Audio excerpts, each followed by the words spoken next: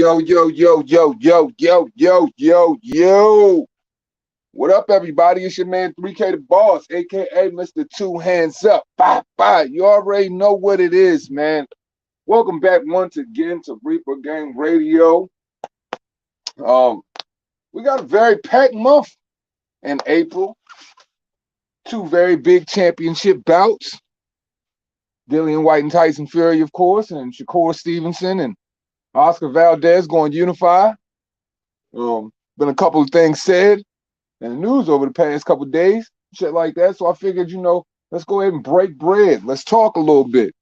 So Ricky Hatton is of the belief if Dillian Whyte touches Tyson Fury clean, he's getting smacked floored. No ifs, ands, or buts about it. He gets floored. He believes if Tyson Fury is going to carry around the same type of tonnage that he's been carrying around previously for his last 4 fights, that could be a recipe for disaster because that would signify that he's going to have to slug.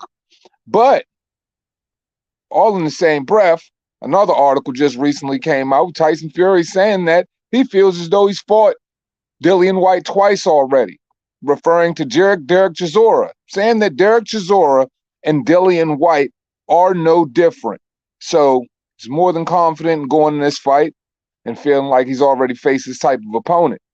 But the only thing about that is, when he first fought Derek Chisora, I believe he fought him in 2014 and what?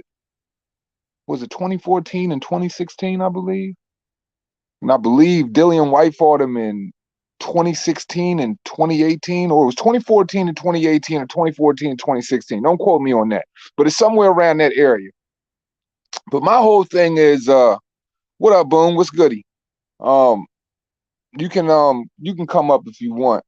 I don't know how the audio is gonna be or whatever. StreamYard's been acting weird or whatever, but if you want to pull up, you're more than welcome to pull up for the conversation. So I'm gonna go ahead and drop this link in here just in case you want to pop in. Boxing God, what's goody, Brody? How you feeling? Shout out to the whole NO and all that. We're gonna talk this boxing talk and all that. James Jameson, what's goody, my brother? How you feeling today? Hope everybody's good. You know.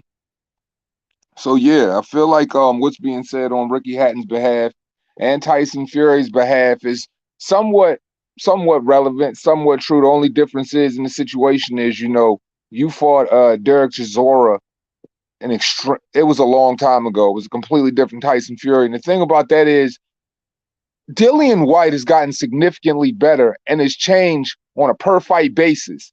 So, I mean, you're talking about Dillian Whyte who fought Derek Chisora easily 4 or 5 years ago. And we're talking about Tyson Fury who was in the ring with a Derek Chisora, I would say about 7 or 8 years ago. So I would say size, build, and how you carry that weight, all of that shit changes over time. And going up to 273, last fight, 278 pounds, that kind of changes things. You know what I'm saying? Shaving off weight and putting on weight, man, at that size, at this age, man, it's kind of different. But I do believe what Ricky Hatton is saying is 100% real because that's what I've been trying to tell people the whole time. It's like, look, we will know exactly what we're getting when it comes fight time. And by the way Tyson Fury is talking, seems like he's wanting to come down. It seems like he knows he's going to have to come down in some weight. He knows he's going to have to come down in some weight, move around the ring, and get around the ring and be elusive and try to box. Unless Sugar Hill's trying to keep that weight on him and just get him used to moving around and boxing. But the Tyson Fury I've seen trying to move around with that weight, it doesn't last long. It doesn't last long at all. So I don't know how that really is going to work out for him, but if Dillian Whyte, I feel like if Dillian Whyte stays focused and he stays moving and he stays pressuring and cutting off the angles, it's eventually going to catch up. I feel like this fight could be like the tale of two halves. And if it's in 2 halves, I would have to say if Tyson Fury's moving, it would be Tyson Fury all in the first half. If he's going to put together, if he's going to maximize his work in the first half and try to go for a stoppage, then, you know, it would work out better for Tyson Fury in the first half. And I feel like if it falls on the second half of the fight, Dillian's white power doesn't waver. I feel like he's going to catch up to him. And eventually, I don't think, as a matter of fact, I feel like I can confidently say that I know that there is no way in hell that Tyson Fury can go 12 rounds with Dillian Whyte and not get caught flush. It's impossible. He's going to get caught by him somehow, just like Joseph Parker did, Oscar Rivas. He's going to get caught. It catches up with everybody, just like it caught up with Derek Chisora in the 11th. He's going to catch you. You know what I'm saying? But he's getting increasingly better. So, you know, look, man, it could be a recipe for disaster. And I'm not saying the dude don't got the strongest chin in my personal opinion. So is Tyson Fury going to have weight on him? That's the only thing we can wait and see. And I mean, over the course of, you know, the next, I mean, shit, we only got a month. So how much weight is Tyson Fury really going to get off of him in the next month? I mean, he looked good at the press conference, but like I said, he's a big guy. He's standing in a fucking suit. He's been working out. So, I mean, I can't really fucking tell. I mean, the scale is pretty much going to tell us everything. So, you know, it's yet to be seen for real. It's yet to be seen. Chin Smoke was goody. Whyte gas after 5 rounds. His best chance is early, and Fury will finish him in 7 or 8. That's dead. Whyte don't gas after no 5 rounds. I don't know what Dillian Whyte fights you been watching. He damn sure don't gas after no 5 rounds. This dude consistently has to go, you know, 10, 11, 12 rounds. He's been doing it consistently in like his last, 4 or 5 fights, unless he been stopping niggas. So, I mean, he definitely doesn't gas. I mean, shit, even when he was at his heaviest, when he fought Marius Walk, I mean, he probably threw more punches in that fight than he's ever thrown in the entirety of his career, and he lasted 12 rounds. So that is absolutely dead. You know what I'm saying? Fury, if you look at Fury's last 4 or 5 fights, Fury has been completely gassed after 4 or 5 freaking rounds. And I mean, you know, of course he wills it, but I mean, that dude slows down a lot. My whole thing is this: what people are not taking in consideration is Fury going to be able to move? Is Fury going to be able to move for 12 rounds at that size? I think not.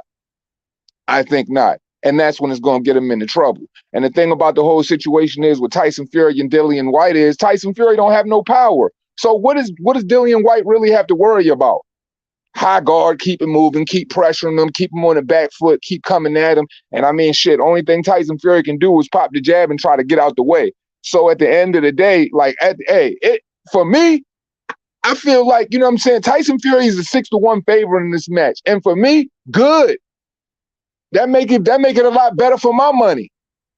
And I'm not coming from, you know what I'm saying, I'm not being biased here or nothing like that. I'm just saying, if you look at what both of those individuals do, I'm just saying. I mean, the 6'4" stout guy that's going to be coming forward trying to press the action, who doesn't have to worry about a guy who is punching hard. And if he's coming down in weight, I mean, shit. You know what I'm saying? Not saying weight is the determining factor of your power, but Tyson Fury has never been, you know, the strongest puncher. And I mean, how much hot shit is he going to be able to hit Dillian Whyte with? Does anybody see Dillian Whyte getting stopped in this fight by Tyson Fury? Does anybody see him getting knocked down? And I'm asking y'all, you know what I'm saying? I need to know, because I don't see Tyson Fury hitting them with no shot, with one shot that's going to drop him. Enlighten me, because I don't see it happening. Can y'all see it happening? That's the question. Because we know Tyson Fury has no power. I mean, all right, let's put this in perspective. When Otto Wallin cut Tyson Fury, what was he doing after that? He was hitting that motherfucker with every fucking thing that he had. You might as well say he threw the whole goddamn kitchen sink at him. And the motherfucker didn't budge. I'm talking about the most solid right hooks, hooking off. Right, left, big boy shit, turning up, pivoting them, going to the body, going to the head. I mean, hooking off on this man crazy, and he couldn't even move him. So, respectfully, that was like the definition of the pillow fist right there. And we know Otto Wallin was a green fighter. Otto Wallin ain't even fought at that level. You know what I'm saying? So, Like, I just, he ain't going to be able to, Tyson Fury going to have to hit that man with something that can make him respect it. Do I see him respecting it? I don't know about that, Bob. I just don't know about that, Bob. Wilder doesn't defend himself and his chin is suspect. Facts. And he got Bambi legs and he don't even stand right. That's the crazy shit. Deontay Wilder stands straight up. He don't have no bend at the knees. His legs, he don't never have his legs set proper or nothing like that. So he's always in the position to get knocked off. Like, let's think about it. Tyson Fury hit this man with a slapping ass body shot and that motherfucker fell to the ground. And I honestly believe that came off of a bit of exhaustion, a bunch of pressure, and the fact that he doesn't have proper balance. You know what I'm saying? And this ain't saving face with Deontay in no way, but I mean, he doesn't stand right. Tyson Fury don't punch right. Either way, it's a recipe for disaster. Tyson Fury got the fucking chin of Glass Joe, man. These are all facts. Dillian Whyte cut a little different. Now, Povetkin catching you with an uppercut, literally the only fucking shot that he caught him with the whole fucking fight and knocking you down is way different because we know Povetkin punch like that. He got one punch knockout power. Tyson Fury don't have that in his repertoire. He don't have that. So it kind of makes shit different. So what Ricky Hatton is saying, I feel him because, from 1 to 12, it can go down. The Tyson Fury Titanic can go down. You know what I mean? That 6'10" body can hit the canvas. All I'm saying is, I think it's going to be a lot different when Dillian Whyte hits him and when Wilder hits him. And we got to take this in consideration too. You've been fighting the same guy for the past couple of years, bro.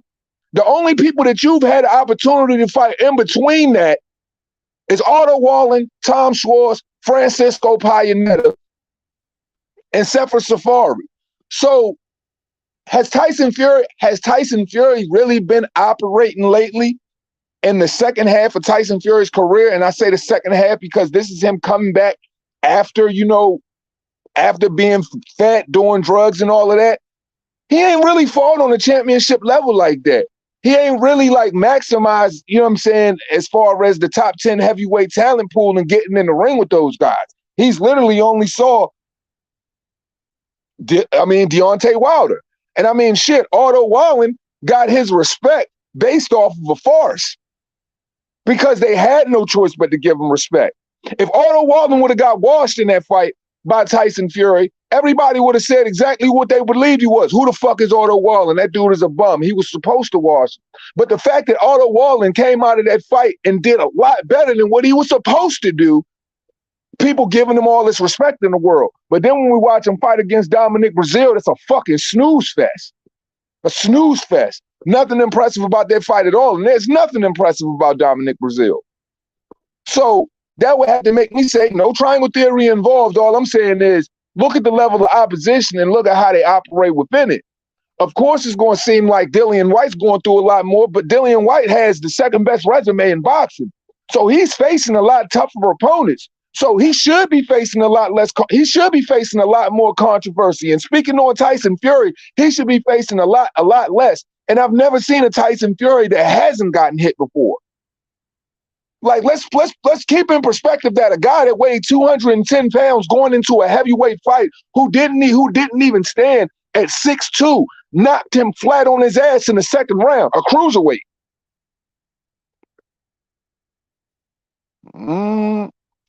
Yeah, he put a whole pussy on that over top of that man eye fish.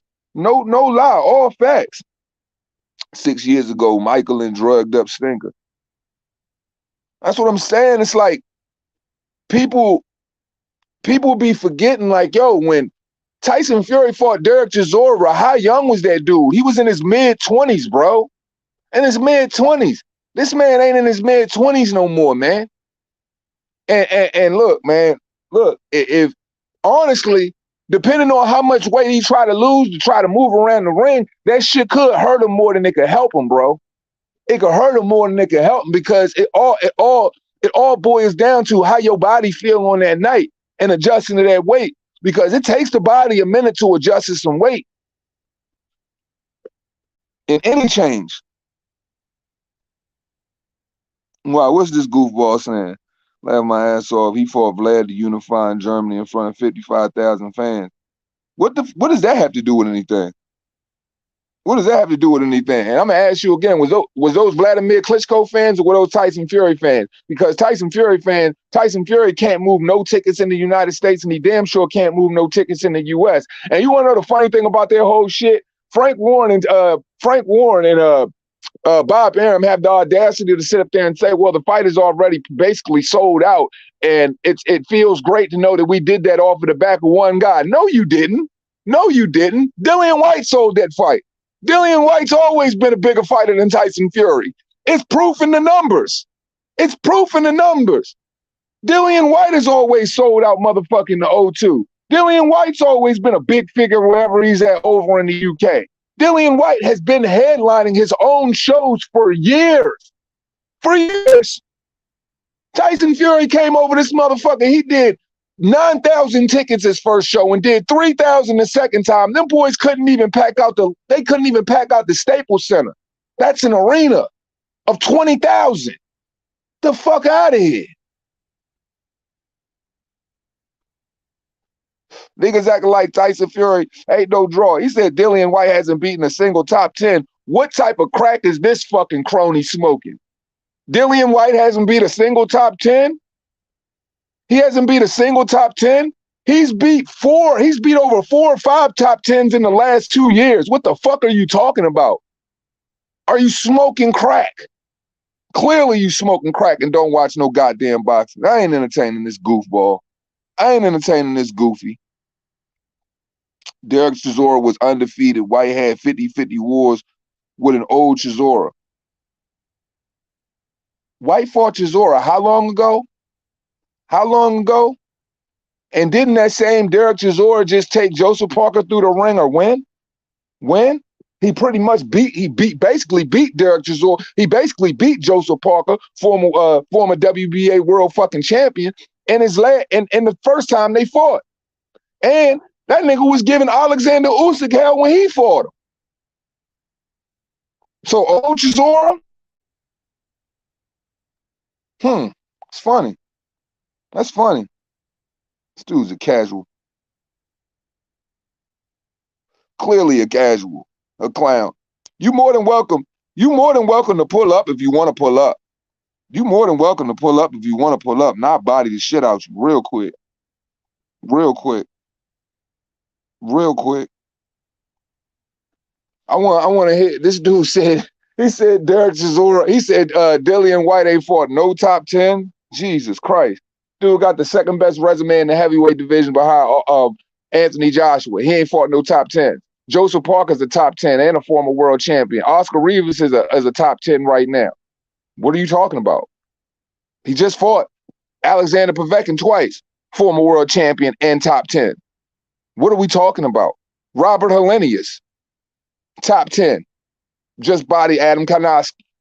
What are we talking about? What are we talking about?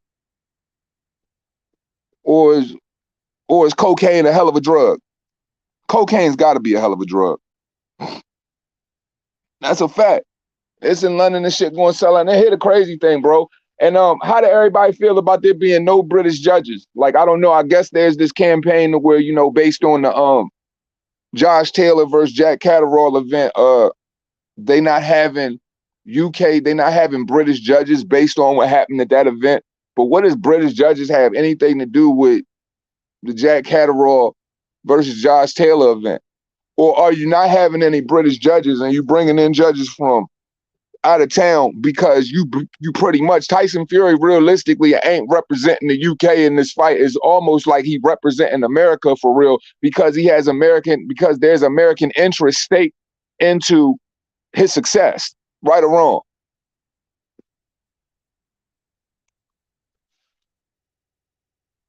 Crickets. I got you rolling around all mad. How am I mad? Who's mad? I just feel sorry for you because you're a fucking idiot. Clearly you're an idiot.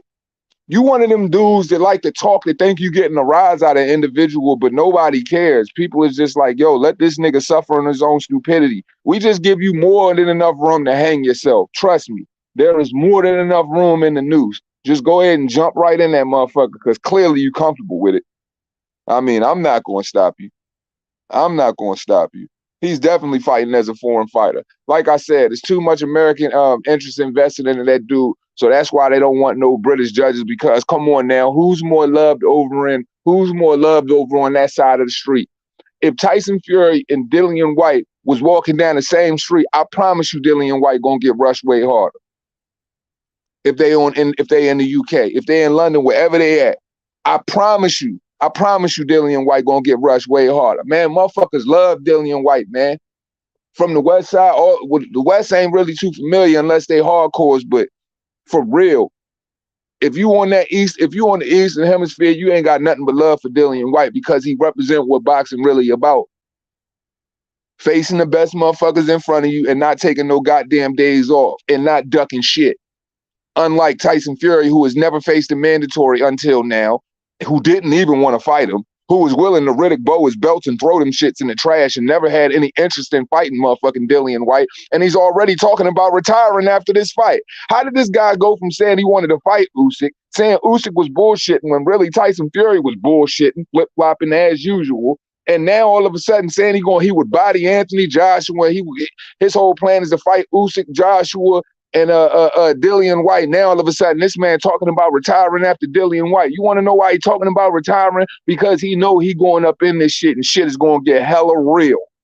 It's going to get really real. And he know what he about to go through. And honestly, for real, I feel like the way this fight's going to go, bro, like in my eyes, hypothetically speaking, I feel like, yo, Dillian Whyte's going, you know what I'm saying? He's going to be looked at as a success, however this fight go, win or loss, because this ain't going to be no easy showing for Tyson Fury. It ain't going to be no easy fight for Dillian Whyte either, but I do believe that the night, if it's significantly easier, I believe that motherfuckers is going to be more surprised for the fact that it's significantly easier for Dillian Whyte than the whole world believes it to be. And I don't care what nobody think about that. This is the truth of the matter. See, the difference between me and goofy motherfuckers like Short Butt Shorty down in the comment section is, you know what I'm saying, I don't look at boxing through blurred lenses. I give niggas all they traits respects on both sides. I'm just not talking some dude up, you know what I'm saying, on some fly by night, you know what I'm saying, suck a nigga dick type shit. I'm just speaking on strengths and weaknesses and conveying this shit to y'all in the best way I can on, okay, where are their advantages on both sides, and how do both individuals, you know what I mean, how do they come out on top? How are they going, you know, maximize their performance? And how are they successful? You know what I'm saying? I'm just not here to shit on dude because I don't like their style. See, that's bitch shit. That's like motherfucking, that's like a female, you know what I'm saying? Just like hating on a bitch for what type of clothes she wear, whatever. Like, any big fight would sell itself. You know what I'm saying? For sure. But the crazy thing about it is, you know what I mean, when you take Dillian Whyte and you throw him in the mix with Tyson Fury, you know what I'm saying, like automatic that shit gonna sell. And I don't believe that and nobody should believe that Tyson Fury is the reason why this fight is selling.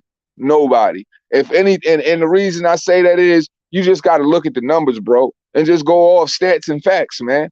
And the fact of the matter is, Tyson Fury has never been a draw. He's only been as big as a star as he thinks he is in his own fucking head, or however fucking Frankie Fish Eyes likes to tell him he is. But the dude has never been a big star. And when you fight a guy who's already delusional, who thinks he's a star, and you're literally, look, if you're fighting a guy who literally doesn't have a fan base and doesn't have people that'll come out and fucking pay for him, and then you beat him, how much of a star does that make you? How much of a star does that make you? And if people are wondering what I'm referring to Deontay Wilder. Because we know Deontay Wilder fucking sold out. Deontay Wilder couldn't even sell out a fucking closet.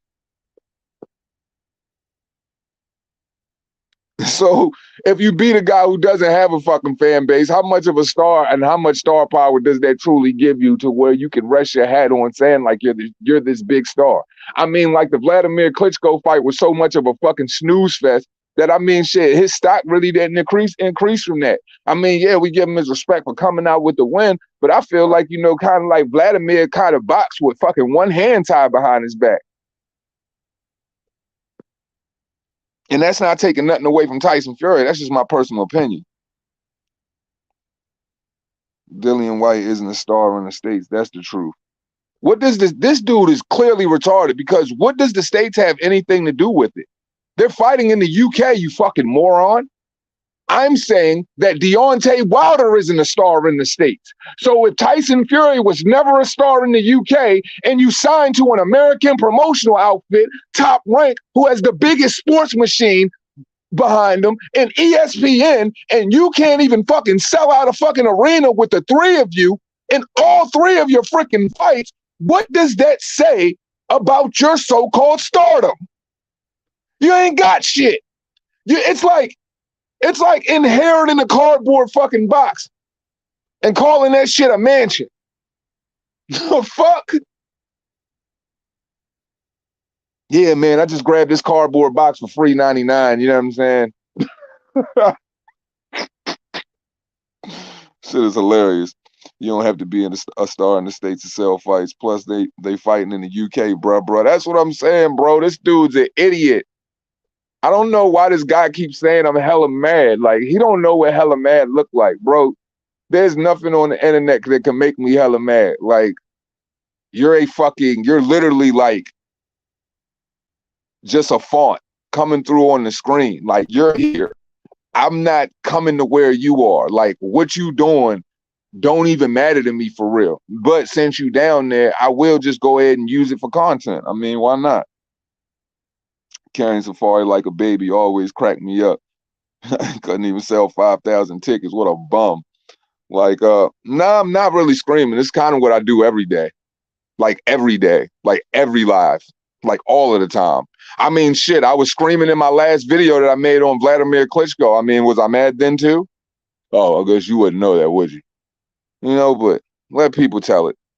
Let this dude tell it. Just look how much this guy is typing. Am I mad or is he mad? Got this boy panties in a bunch, something serious. I mean, god damn. I mean, this dude is really, really playing George of the Jungle, swinging from Tyson Fury nutheads right now. Super emotional. How you gonna call somebody emotional but be flying off with this many fucking messages, bro? Clearly he want attention, but I'm gonna give it to him. I'm gonna give it to him. All my bitches want attention. You know what I'm saying, Boone? All my bitches want attention. They all want new bags. They all want their nails done. They all want me to pay for their hair. You know what I'm saying? They all want me to put them in some new Celine. The fuck out of here. And you want to know what I do to them? I cuss them bitches out too. Yeah, man, we don't do spammers.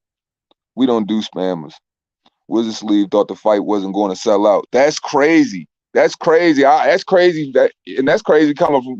But Wizard Sleeve don't. Hey, Jeff. Wizard Sleeve don't fuck with Tyson Fury at all, though. You know what I'm saying? So expect him to say something like that, and it could be coming from a position of trolling a little bit, and at the same time, an equal amount of disdain for Tyson Fury. So you know what I'm saying? Expect Wizard Sleeve to say that shit, but the fight is definitely going to sell out. There's a reason that, look, they put that fight in the UK for it to sell out.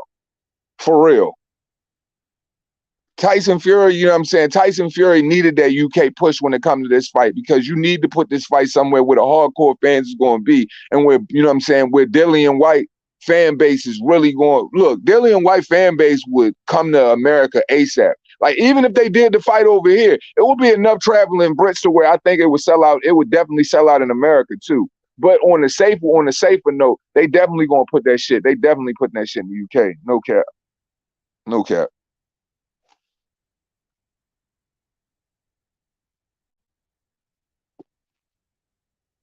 Mr. Reaper, tell me how Dillian Whyte wins. I want to know your fault. What the hell does that mean? What does that mean? And then I kind of already told you that.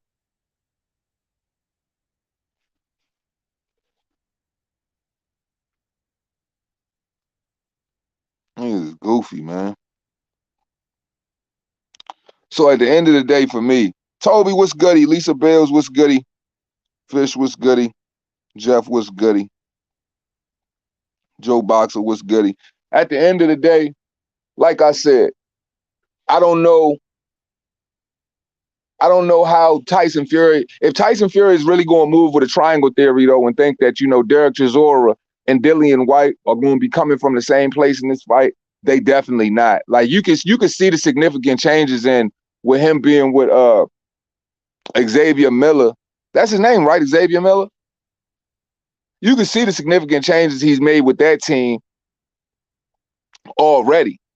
From the first Povetkin fight. Like, people say Dillian Whyte don't box, but if you look at the first Povetkin fight that he had, he was outboxing the shit out of Alexander Povetkin. And the thing I could say about Povetkin, respectfully, and the one thing that I respect about Povetkin is he knows how to box. He's a boxing heavyweight, a boxer punching ass heavyweight. So, for Dillian Whyte to outbox him on the level he did, you know what I'm saying? Like, it already shows. You can see the strides, the leaps and bounds he's making when it comes to, his boxing ability. The one thing about it is, man, he's powerful. That shit's always going to be there. Mad strength, that's always going to be there. But to be able to sprinkle a little sauce on that and add a little bit of, some better footwork, some better boxing game to his repertoire, that shit ain't going to do nothing but help him. But honestly, in this fight, I don't see Dillian Whyte doing nothing but be the bully. If I was him, I'd just go straight at him, which I know he is. He's just going to go straight at him, get heavy on the front foot, get on his Jake LaMotta, raging bullshit, go straight at him and go straight at the body. Fuck the head, forego the head, hit him in his body enough to where you flood the basement so much that he has no choice but to bring his hands down. And when he brings those hands down, that's when that left hook is going to come over the top and bang, baby, good night. Good night. Salute, George. What's goody? He says, I think Fury and Wilder have become stars to super casual, but mostly off Anthony Joshua's name. They're not on the level of Canelo, though. The crazy thing is, it's just like, how much of a star do you become to people who ain't even in the know of boxing and don't even know what stardom really look like? If anybody is to consider Tyson Fury or Deontay Wilder a star, how are they stars and what does their stardom really look like? Just because you have a record-breaking gate of, you're going to do that when you got a bunch of traveling Brits coming across. That's the only reason why he had a record-breaking gate. And you want to know what this is in common? You want to know what that's in common with? What are fucking Floyd's biggest numbers in a fight? When he fought Ricky Hatton. He ain't never seen crowds like that before. So it's a known fact that when it comes down to the UK fans and them traveling or them moving around, they foot that bill, man. But at the end of the day, Deontay Wilder has never been a star. His light is dim as shit. He can't move shit. You know what I'm saying? You be better putting him inside of a fucking mall. You know what I mean? At least the comers and goers would make you feel like he got more stardom than what it looked like when he had a goddamn arena. Because I swear ain't nobody in that motherfucker. But it's like, yo, them dudes ain't never sold nothing. And the problem is when you got to bring two guys together to try and make it look better and they still can't move the needle and break even, that would just show you that there aren't stars there. So if we're going to say from a casual, if I'm speaking on it from a casual sense, then I would have to say, casually speaking, these motherfuckers ain't stars. And a casual who don't know shit about, a casual don't know nothing about the sport. So a casual would take a fucking crowd and look at it and just consider that shit a success. And just like what journalists do, what do they do best? They take a shitty situation and try to, sprinkle a little salt on it, sprinkle a little seasoning on it, and try to make it look better than what it really is. People will take a record-breaking gate from Lennox Lewis and Mike Tyson and probably try to have you think that's a success. But when you look on the pay-per-view back end, and you look at the pay-per-view numbers, that will show you that them boys didn't do nothing. The show was so big that 750K in pay-per-view sales couldn't even get that shit off the ground. And the only reason the second fight did as well as it did, and it didn't even do well, because nobody really profited anything, is because the controversy from the first fight. The controversy from the first fight is what brought everybody out in the second fight. Because to be perfectly honest, nobody cared. Nobody cared about Deontay Wilder, and damn sure nobody cared about Tyson Fury. And those who were rooting for Tyson Fury were solely rooting for Tyson Fury because they just wanted to see Deontay Wilder get floored. So those people who came out, they came out to see Tyson Fury get floored, and those people who paid to show up for Deontay Wilder, if they paid to show up for Deontay Wilder, as a matter of fact, if you look at the second fight, it was nothing but British fans in the building. It was nothing but European fans in the building. You couldn't even hear Deontay Wilder fans cheer in that fight. There was literally one guy, maybe one or two guys outside of Deontay Wilder's trainer and his hype man and Malik Scott that were there. Outside of Telly Swift, there was nobody there for him. They felt freaking harassed just even trying to get inside the casino because nobody showed up for those individuals. It says a lot about it, dude, and it says a lot about his career. He's never sold a thing, and they've always tried to piggyback their stardom, just like my man said, off the back of Anthony Joshua to boost up their fight. Like, you use Anthony Joshua's name to sound intriguing, but you never have any ambition on fighting him. Just like Tyson Fury never had any ambitions on fighting him because the date was wide open for him to take it. And he had enough downtime to take the fight. But nobody ever wanted to smoke with Anthony Joshua, but they call him robotic, though.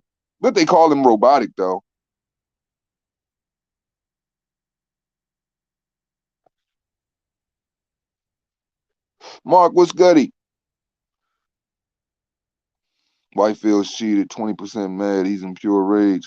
Man, he definitely cheated because, I mean, we've already pulled up the numbers. We've already pulled up the rule books on how everything goes when it comes to that situation. It was supposed to be a 55-45 split. You know, the interim champion definitely changes, you know, the price of certain things. And when that price didn't necessarily change, that just goes and shows, and they didn't give him that respect. And Mauricio Suleiman, so-called, because in the rule books, it says it's 55-45 unless there are special circumstances for that champion. Now, that champion being Tyson Fury, what type of special circumstances did he have? When you look at his numbers, it would say that he's never sold anything. And if you look at Dillian Whyte's numbers, it would say he's always sold. So those special circumstances that Mauricio Suleiman took upon himself to grant Tyson Fury that wide margin of a percentage was all bullshit, because Tyson Fury hasn't proved that he's been able to stand alone and sell in a market. See, you know when a guy's a star, when you take all of the marquee fighters out of the picture and you put him in the ring with anybody and he can have a significant effect. He can do paper, no matter what he's doing, he's a pay-per-view attraction. Tyson Fury has never been a pay-per-view attraction. He has to get it. It's always had to be on the back of another individual for him to get in the pay-per-view. It's never been able to work out on its own. Ever. 6-round Whyte got 50 on it. Hey, man, look, that's not bad money spent, bro, because I honestly feel, man, I really feel like a lot of people pockets are going to get fucked up. But the only way I feel like those pockets could get fucked up is if Dillian Whyte gets the stoppage. Because you already know, I don't think, you know what I'm saying, maybe I might be jumping the gun or whatever, but I mean, this is boxing we talking about here, man. Motherfuckers don't give, you know what I'm saying, motherfuckers who the event isn't working in their favor, man, they not getting no decisions, bro. It don't matter where you are in the world, man. Boxing usually robs you at all times. At all times. Boxing usually robs the other guy, but you know, Dillian, and that's why I think that, you know, they're probably boxing for the decision. Of course, Tyson Fury is going to be thinking to go 12 because, I mean, I don't think he has enough. I know he doesn't believe he has enough solidarity in his fist to go ahead and stop and have the fight, secure the fight for anything below 12. So that's why I feel like, you know what I'm saying, they bringing in those outside judges and trying to, you know, sprinkle a little salt on it by saying, oh, we doing this based off of what happened with Jack Catterall. What are we talking about? Both of you guys are from England. It doesn't even make, that shit don't even hold no water or make no sense. So what is this, you know what I'm saying, the UK judges just going to cheat the UK fighters? When both of y'all coming from the same fucking place? That makes absolutely no sense to me. Somebody help that shit make sense to me. I can't make no sense out of it.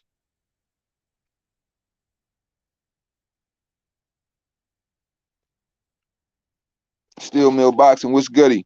Fury accumulates power over time. If he has a good jab, then he can cruise by staying away from Whyte. And that's what I said. That's what I said the last video I did, Joe, when I made this shit. I said, yo, this is a fight that only works one way for Tyson Fury. If you ask me, Tyson Fury has got to remain fleet of foot, and he's got to use that jab. And anytime the fight gets close, man, he got to wrap him up, man. Let that thing reset. Kind of how, the fight was coming to Jack Catterall. And anytime, Josh Taylor would fall in, he would tie him up, reset him, and let him walk right back into that 1-2. I feel like, considering the fact that Dillian Whyte is going to have to come forward to find his success, I feel like, it would be smart for Tyson Fury to shave off a couple pounds, from a healthy aspect. I feel like, even if he had 265, that's good, man. And just stay, as far as his training is concerned, I would focus solely on the endurance aspect of it all. Focus on the endurance aspect of it all. Stand on that back foot, man, and just constantly punish them with the jab. Because one thing we could say about a good jab is this, man. Speed and accumulation of punches always leads to a motherfucker. That shit can stop you as well. That shit equals power. So, but my whole thing is, with that being said, like I said, that's the only way, truthfully. And I mean, we don't got to like try to be all, we don't have to be all extra scientific with it. It solely is what it is. It's like literally a 1+1 type situation. It's either going to work out this way or it's going to work out that way. There is no in between. And whatever that in between is in that whole situation, I can only chalk that shit up as holy fuck. That shit just shocked the fuck out of me. Like, it ain't going to be high on the probability margin. Like, it's solely going to work out that way. Like, Tyson Fury has got to, embrace his boxing skills once again. But it's been a long time since we've seen that Tyson Fury, man. And can Tyson Fury really step back into that role? And can he find success for 12 rounds stepping into that role? Can he stay sharp? Can he stay poised? And can he not get walked into a firefight through frustration by Dillian Whyte by playing that role? Because you know what I'm saying? Like, temperament changes round by round, punch by punch. So at the end of the day, Tyson Fury does like to get dirty with a motherfucker too. He like to feel himself and smell himself in the ring a little bit as well. But that can get him in trouble. He's got to stay poised and stay disciplined, man. And I mean, shit, he's with a crunk trainer. So he's going to get behind that. It would be smart for him to get behind that 1-2 or 1-1-1-2 or 1-1-2 or 1-2-1 and just keep popping it out there. Honestly, every time he gets in range, I would just pop it on him. Fah, fah. Fah, fah, fah, fah. And just keep hitting them with it, and just try to just, limit as much energy as you can expend throughout the entirety of those rounds, but make, make every minute of every round count. That would be the best thing Tyson Fury can do for himself. That in promotion, they could break even on. They couldn't even break even on. Yeah, that was a tragedy. That was a tragedy. For all of that shit to speak on that shit and you not even break even, that was sad. So, like, man, motherfuckers got to miss me when they talk about Tyson Fury as a star. Because, really, there's a lot of motherfuckers who don't even know who Tyson Fury is or don't even care to know. A lot of people, and respectfully so, all of, the European guys in the building, y'all can tell me. Y'all tell me all the time. Y'all look at Tyson Fury like a motherfucking clown. And Tyson Fury and fighting Deontay Wilder don't get no respect. I mean, shit, y'all created the rules. Shout out to Queensberry. Y'all created the rules. Y'all created the rules. So with that being said, y'all stay grounded to what the foundations of the sport and stand, and stay doing y'all homework. So y'all know who really real with this shit and who really fake with it. And I ain't never really heard too many guys over there that really be rocking with Tyson Fury, man. I mean, shit, y'all motherfuckers let me know all the time y'all really don't fuck with Tyson Fury.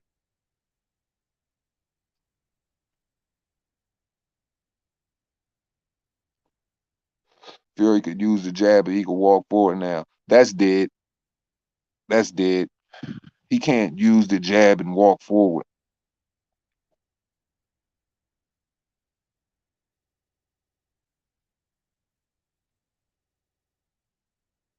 Fight probably won't even happen. Hope I'm wrong. I mean, shit. I mean, look, man, we only a month away, bro. So, we're gonna find out.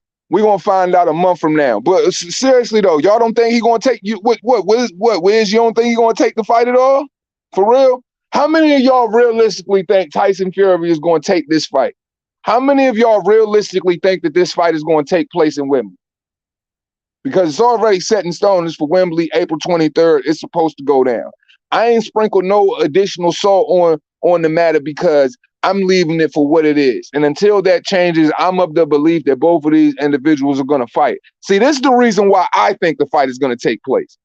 I think the fight is going to take place because Tyson Fury's whole marketing campaign, everything that Tyson Fury stands on right now is the fact that, and his money and his purse per se, stands on the fact that he got that belt. I feel like without that WBC title, Tyson Fury don't really have no identity in the heavyweight division for real.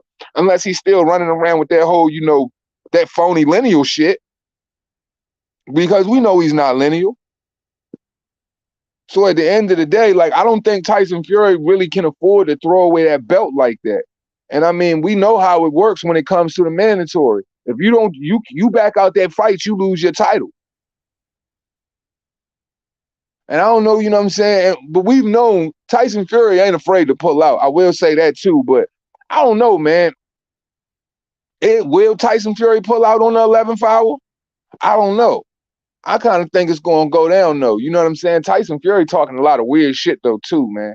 He's talking a lot of weird shit. Not saying he's talking like some deflating, like, yo, I'm scared to take the fight type shit. It's just, but Tyson Fury always talks a lot of weird shit. It's like they're disappointed about what Dillian Whyte is doing. At the end of the day, what you paid him, he should be doing exactly what he's doing. And that's absolutely nothing but train.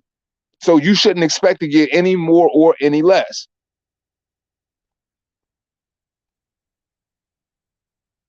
Fury has a huge fan base. You think so, Mark? Do you think he got a huge fan base for real? It's a new fan base, but it's there. Yeah. I'm not taking away from the new guys that hang on, but I feel like that new fan base that he has, I feel like that shit is based on more or less, those casual motherfuckers that was riding for Deontay Wilder and they just switched their likeness over to Tyson Fury. So I don't really know how huge I really can consider that.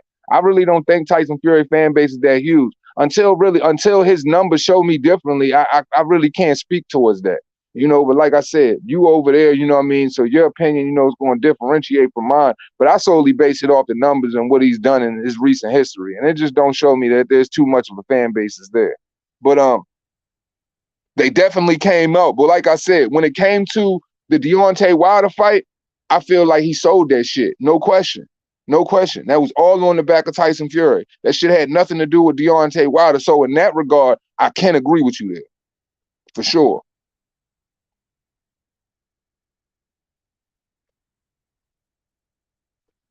Yeah, I think it's going to happen, bro. I don't think this type of money is going to be invested. I don't think this type of time is going into it for it not to happen. Like I said, man, I think that, Tyson Fury can't or don't want to give up on that belt. And like I said, that belt right now is going to dictate it.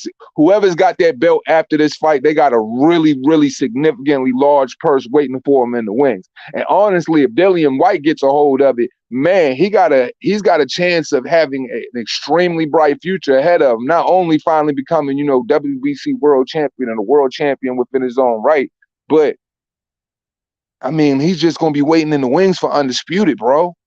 And I mean, if it's Anthony Joshua, man, that purse is going to be huge.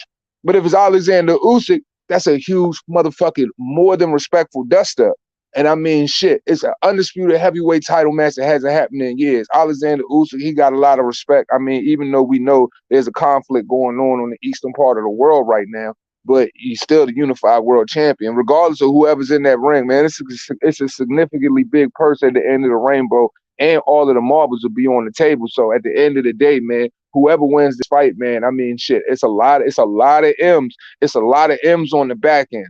You know what I'm saying? So I feel like and it's crazy because like for Dillian Whyte's career, it always seemed like he's always like 1 or 2 fights away from like really, really busting through the ceilings and coming up I mean, he always get paid some M's, but coming up on, as far as greatness when it comes to, the boxing aspect of it, that as well. But he's always right in line to bust through with that real big blockbuster payday, whether it comes on the back of being mandatory for Anthony Joshua, but now with all of this undisputed shit in the mix, and finally him being able to corner in that last belt, man, I mean, there's a lot of great things waiting on the back of this for Dillian Whyte. So there is some pressure there.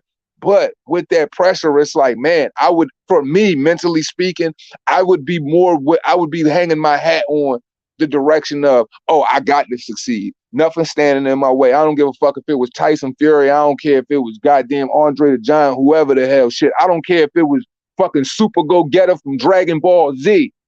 You could throw Super Saiyan Kakarot in there. Ain't nobody standing in the way of me getting this fucking dub. Because the money that's on the fucking back end is a win-win. The respect is a win-win. And the fucking impact on boxing history is a win-win for me and me cementing my legacy in the UK boxing. And fuck that. The world of boxing. Hall of Fame shit? Definitely. Definitely. Respectfully.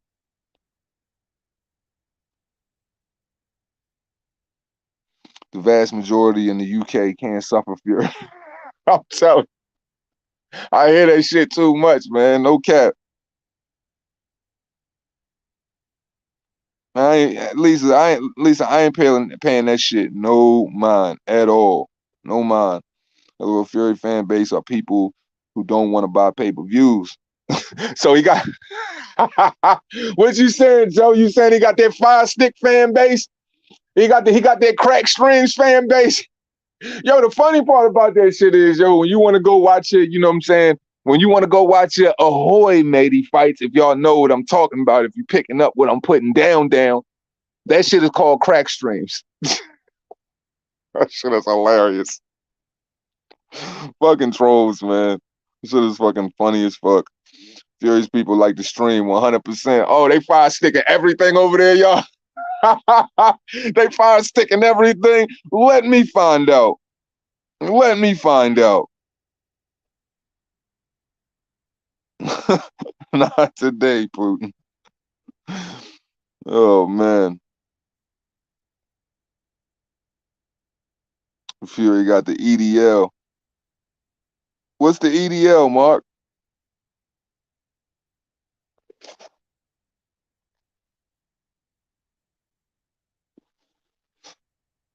Man, look.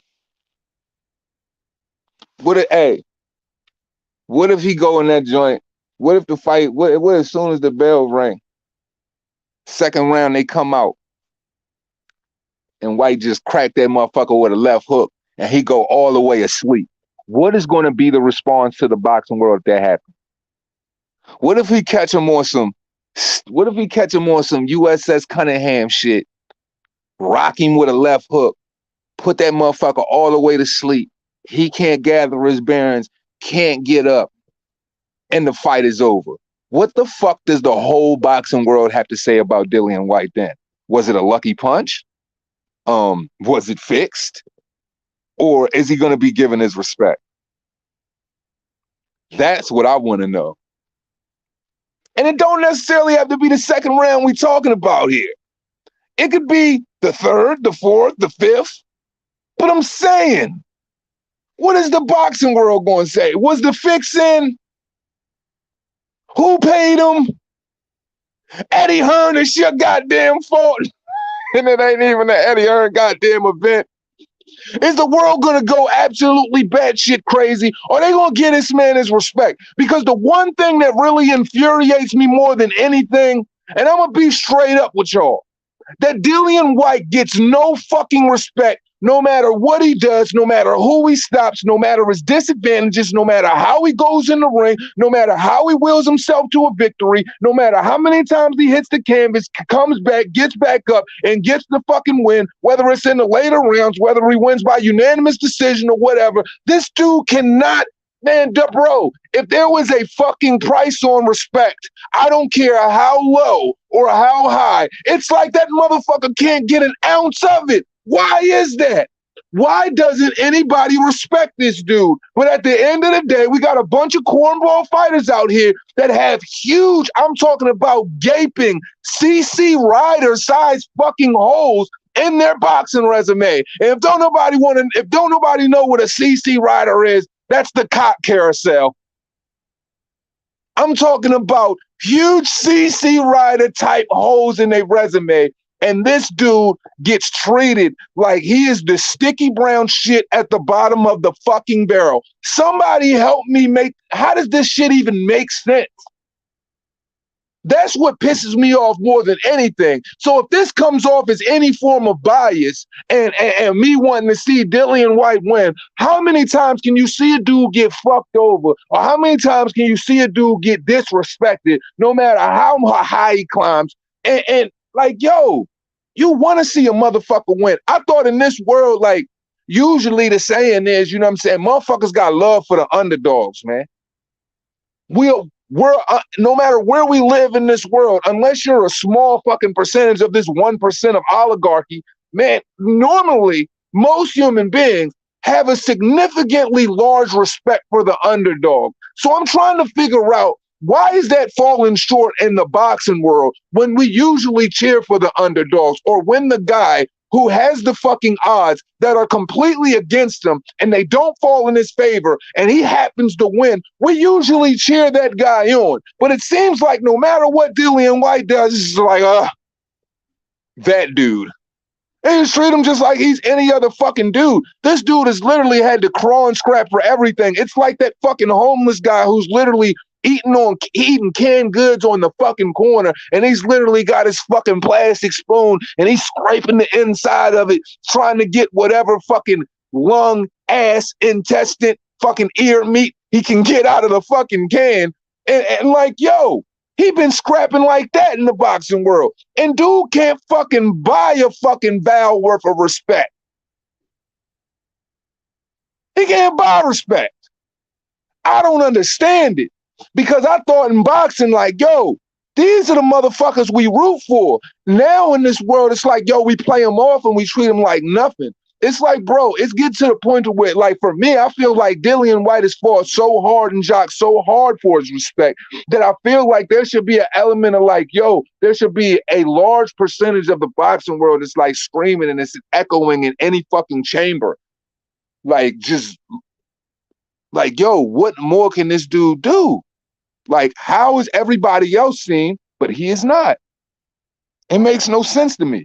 And it's so crazy, right? That do you know that you got guys like Andre Ward, Tim Bradley, a couple of other individuals all across the boxing world. And I understand those guys who are top ranked, but there are several other individuals in the world too. It's like, yo, don't sleep.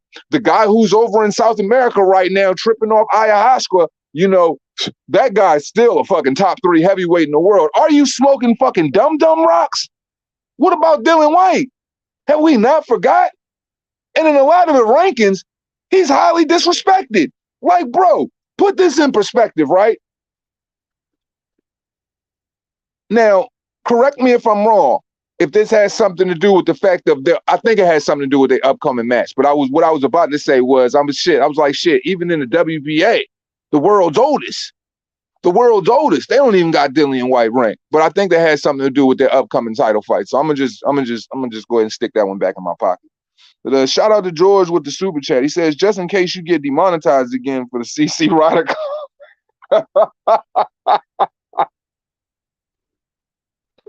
Bro, what is up with that though?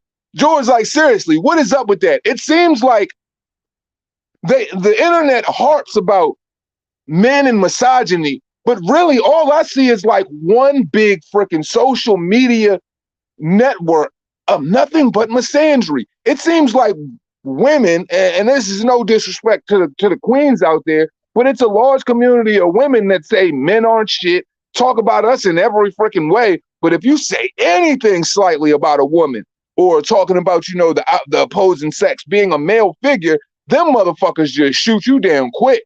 Oh, they getting you the fuck up out of there. But it seems like there's more misandry going on than misogyny, but that's for another topic. That's solely for another topic.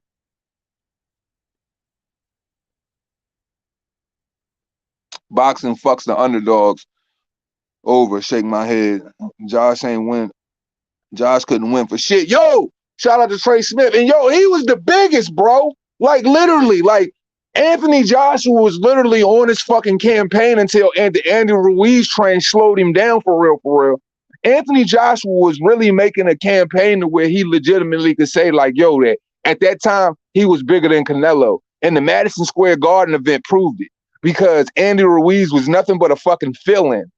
Nothing but a fill-in. And he wasn't the first choice to fill him in, might I add you. And nobody knew who Andy Ruiz was. And the funny thing about it, it shows you the fly-by-night techniques that boxing has to offer when it comes to people's likeness and where they direct it. Because when Anthony Joshua was about to fight Andy Ruiz, he was the fat guy that everybody was making fun of, saying, don't nobody want to watch this motherfucker. And he promoting eating Snickers too. What the fuck?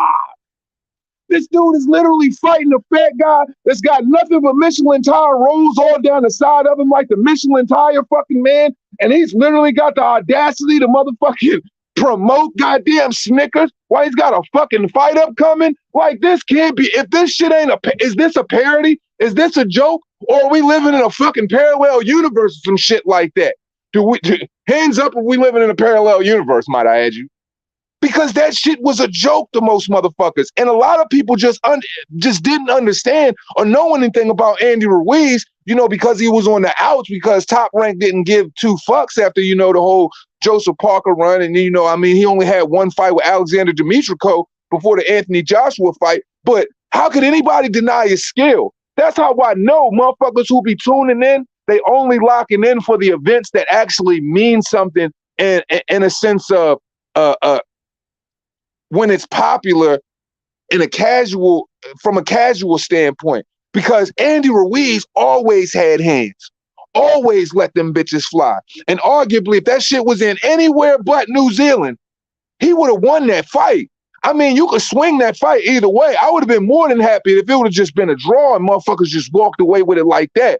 But as soon as Anthony Joshua fell to that dude, oh, he was everything we thought he was. That motherfucker was nothing but a bum the whole fucking time. And then everybody is loving Andy Ruiz. Oh, Andy Ruiz is going to smoke him again. And they completely just dismissed the fact that Joshua just knocked this nigga on his ass with a mean three-piece real quick. And he had success in the fight. And they completely dismissed all of the ways Anthony Joshua could have, you know, really came out of that first fight and not been in that position. Like, yo, it seemed like when it comes to certain people, it's like, yo, shit happens, you know, boxers get clipped. But when it comes to Anthony Joshua, it's like, yo, motherfuckers is rooting for him to fail, like they root for Dillian Whyte to fail. But Andy Ruiz became that man overnight, and now Andy Ruiz has all the respect in the world amongst, you know, people in the boxing world, which is absolutely funny to me. But these dudes can't even buy no respect, and they really moving through the trenches, doing everything they can to earn it. It's like let's be honest here, bro. From 2017 all the way up to now, motherfucking the UK heavyweights have literally brought boxing back to the forefront, because every hero needs a villain. Like, Deontay Wilder wasn't selling shit. It took a guy that was so big, making so much noise over in the UK, and them niggas was really moving the needle over there, that shit was echoing over in America, where it's like, okay, we got a guy that looked the part, we got a guy that's rounding up the belts being the part, and then we got this other guy over here with the WBC title. We can't get him off the ground. So let's go ahead and try to rub off some of that stardom so we could use that shit for momentum. You know what I mean? And then everybody just disrespect the movement, bro. It's like, yo, everybody disrespect the climb. And that's my biggest problem with it, bro. I fuck with the journey more than anything, bro. I feel like you got to respect the journey. Like, and nobody was looking at the journey, you know what I'm saying? Dillian Whyte and Anthony Joshua and them boys had to take to get here. These niggas resurrected heavyweight boxing. It wasn't Deontay Wilder. Now, everybody fucking plays their part. But for real, honestly, heavyweight boxing would be in a lot better position than what it is right now if Deontay Wilder and Premier Boxing Champions would have played $120 million worth of hardball. Somebody correct me if I'm wrong. If I'm saying something wrong here, hey, fuck it, I'll hold the L. But I'm going to be 100. The American heavyweight boxing was fucking dead until that dude showed up. Until that dude showed up with a look, until that dude showed up with power, until that dude showed up with the charisma and everything in the boxing world, and not running away from no smoke, doing all the fucking heavy lifting. While it was like, you got guys like Fury and you got guys like Deontay Wilder, who was literally strategically picking their opponents. Like, yo, look at this. Like, yo, this is more than a buzz. Like, this type of energy from the fan base is like monster real. It's like super fucking real. So let's just sit back. We're going to buy our time. Look at this dude. He's kind of like a fucking wounded gazelle running through the savannah, and the lion's kind of playing with him right now. The way Tyson Fury was looking at Deontay Wilder, let's take this time and get right, because the shit was so live that Tyson, I guarantee you, that's why Tyson Fury got up and got back into shape the way he got back into shape, because the money was fucking crazy. Anybody could see how crazy the money was going to be with Anthony Joshua and what he was building, with Dillian Whyte and what he was building and shit like that. Now Tyson Fury come back in the mix, and niggas was considering it this three-headed monster, but really it was four of them. But the thing is, all Deontay Wilder had to do was take that fight, bro, and I'm telling you, it will be a lot more eyes, it will be a lot more momentum for not just heavyweight boxing, for boxing in a whole. And like, people got to understand, bro, it's bigger than just one individual fight, especially the way boxing is set up right now. Bro, it's more specific for everybody to do their goddamn thing, so it shines light on the other division so we can get more eyes, because more eyes means more money. That means more people that's going to buy your shit, pay for it, lock in, and pay it some mind. But it's like, bro, the dudes that was really putting in all that motherfucking laborer work, putting on them yellow motherfucking hard hats, going on the construction site, them dudes was getting disrespected throughout the whole journey, while fucking Deontay Wilder wasn't doing nothing but sitting there painting his toenail peaks, filing his fucking nails and shit, and popping fucking pink fucking bubblicious and shit out his mouth like a fucking bitch, twerking and shit every chance he get. While them niggas was working, that boy was twerking. Let's not get it fucked up, America. Let's not get it fucked up. While them boys was working, your nigga was twerking. That's the fact of it. And Slim can't even buy a fucking ounce of respect. That shit is crazy to me. Bonkers. Absolutely bonkers. Seven Deuce was gutty. AJ collected the belt. My dog Miguel, he said AJ collected the belts. Fury went in depression mode. Facts. And you want to, and I'm telling you, bro, I really feel like what motherfucking got him up out of that motherfucking depression, what got him up out of that cocaine bowl, what got him up out of that last, because look, Fury was living his life like it was the last scene of Scarface and shit like that, and Gina just got smoked sitting in a chair and shit like that. He was just diving his face in some keys and shit like that. The plug was all fucked up. The money wasn't right. But then you look at Anthony Joshua, it's like, oh shit, we got a new plug in town. Cause dude's whole career was literally was smoked out. But looking at the landscape, man, Anthony Joshua changed all that, bro. And Dillian Whyte was a part of that shit too. But niggas really got to give AJ his respect, because them I'm telling you, American journalists, the American promotional outfits, all of those people that work in tandem with American boxing, these motherfuckers were sweating monster bullets. Every campaign they went on was to try to shit on Anthony Joshua and them as like premier boxing champions. They were sweating bullets, because when that motherfucker sold out MSG the way it was, and the type of stars that came out to watch him fight, and he never turned up over here, bro, it just showed you how many motherfuckers rock with AJ. It just showed you, because when niggas go out to MSG, when niggas is putting on a fight at MSG, yo, you got to be confident like that.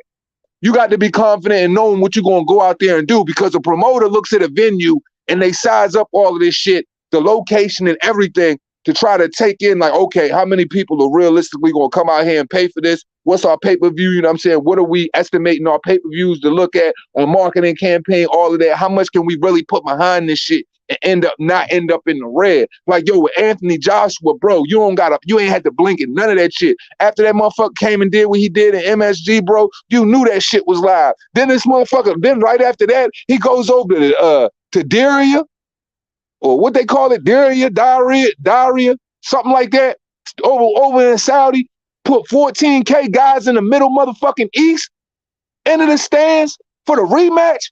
Man, the nigga stardom was real, bro. So if anything, yo, it should be a level of respect that goes to them boys for what they put together. No cap, man. You got to respect that shit, bro. You got to respect it. Of course, I always fuck with Anthony Joshua. And like, yo, it's like, why is the world doing this right now? Like, yo, everybody's like writing this man off like it's all over with, bro. It ain't over with. Like, this nigga, like realistically, let's go there. Let's go there. We're gonna talk about Shakur Stevenson and Oscar Valdez too, before I wrap this thing up. But honestly, I'm gonna tell y'all straight up, the Oscar Valdez Shakur Stevenson conversation is not gonna be long unless y'all want to make it that, because I'm gonna tell y'all in very few words how I feel about that shit. That's why I'm making it last. But let's continue, man. Yeah, man, when it come to motherfucking Anthony Joshua though, like, why is everybody writing this dude off like he can't beat Usyk? Somebody help me understand the logic behind that. It's like, yo, he's already finished.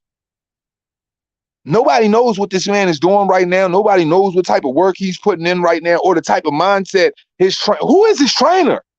We don't even know that yet. But it's funny to me how everybody writing this dude off. It's like, yo, this dude carried the whole heavyweight division. Yo, fuck the heavyweight division. This dude carried all the boxing on his back. And the only other person that was doing so at the time was Canelo, because Manny Pacquiao numbers wasn't even like that. Because boxing was to the point where it was like, yo, Manny Pacquiao Manny Pacquiao just couldn't even fight anybody and just bring anybody out like that. But motherfuckers just writing son off. Like there's nothing left for this guy. Like, there's nothing he can obtain. There's nothing he can do. And he can't make a good case for himself and go out there and catch the victory. But I beg to differ. And I'll tell you why. Oh, it's Dubai? Oh man, that shit gonna get ugly, son. That shit gonna get ugly, son. Godfather of boxing, salute, like 100% facts. Joshua has the best resume out of all the heavyweights, facts. And Dillian Whyte coming in at a very close number 2. Making that shit very, very arguable right now. Honestly, let's keep it 100. If Dillian Whyte beats Tyson Fury, outside of the fact that he lost to AJ, he got the best resume in the heavyweight division. He got it. He will be the heavyweight with the best resume in the heavyweight division and be standing WBC world champion. That just says a lot about how them boys get down, man. Like, I'm super appreciative of them guys. But when it comes to Anthony Joshua in this Usyk conversation, it's really perplexing to me how motherfuckers is just like writing this guy off. It's like the level of disrespect like knows no bounds when it comes to him. And I understand Alexander Usyk is superior talent with superior hand speed, hella motherfucking footwork, great motherfucking movement, applies fucking pressure, isn't afraid to get inside the kill box and make it fucking work because he isn't worried about how Anthony Joshua don't put combinations together like that. That's the only reason why I felt like he could live there in the first fight. I feel like if Anthony Joshua goes on the front foot, and for real, I want to know from y'all too how y'all feel about it. I honestly believe that if Anthony Joshua gets on the front foot, plays the bully game, and really goes out there and goes to seek and destroy and literally goes for the knockout and goes out that bitch to bang, I feel like he can stop him early. Because Anthony Joshua's power ain't no secret. I felt like he got a little too comfortable trying to box with a dude that has a more than superior boxing acumen than you do. But I feel like if he goes in there and positions himself to be the true heavyweight that he is and goes in and seek and destroy, I feel like he can stop that dude quick, man. Because Derek Chisora, let's not get it twisted. Derek Chisora applied that same type of pressure. And when he felt his motherfucking power, and Derek Chisora ain't the most powerful dude, he's just strong. When he felt his power, he stayed fleet of foot on Derek Chisora and box his head off round by round in a very safe way. But I feel like if Anthony Joshua does that same shit, Anthony Joshua will stop him. Or he would definitely make a better case on the scorecard. All he got to do is let his hands go. So I feel like if he brought in an American trainer, that will unlock those aspects of Anthony Joshua's game, because it's not like it's there.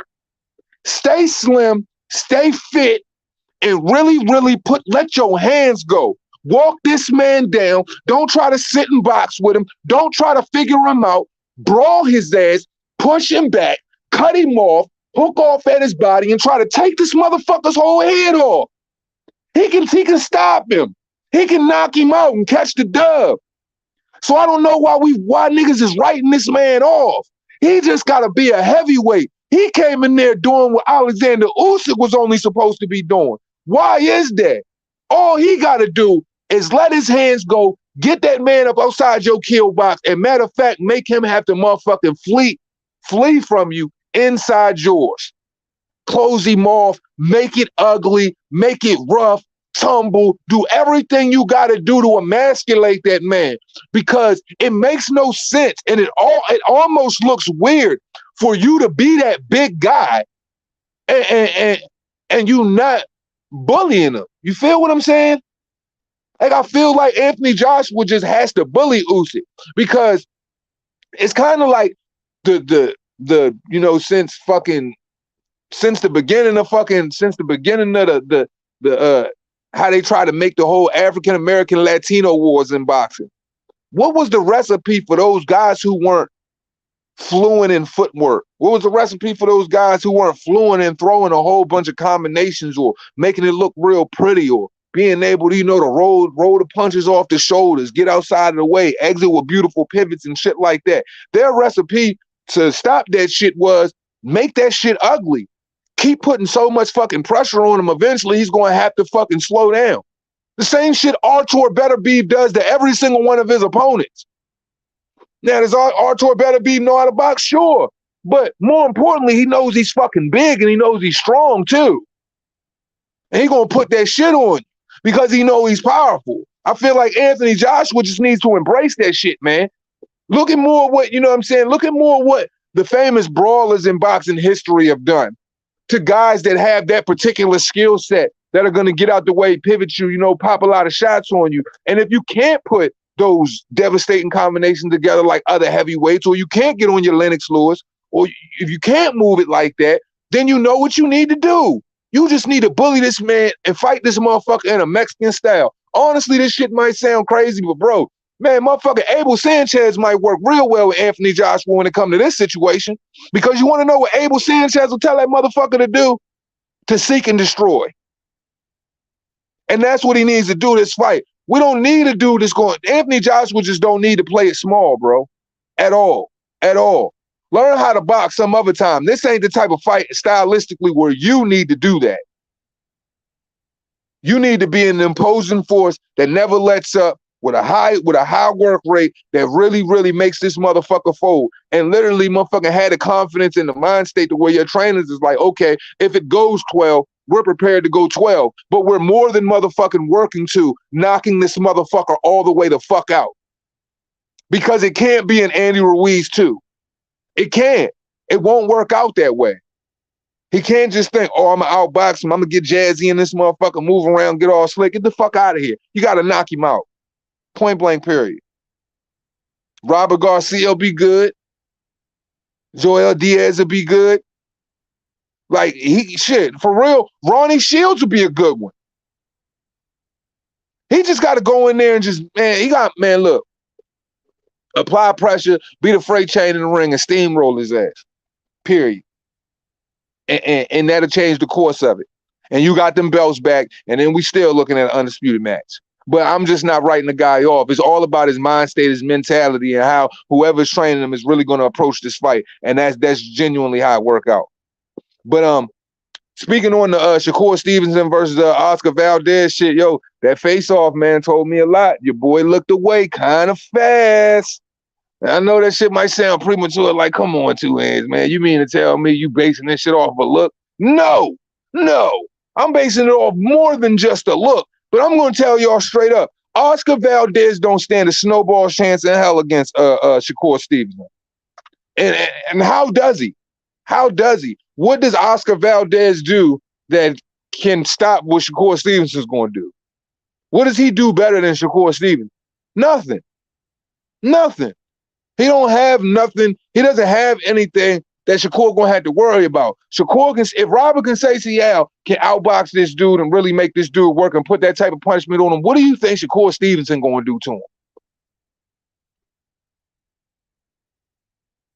Like real rap.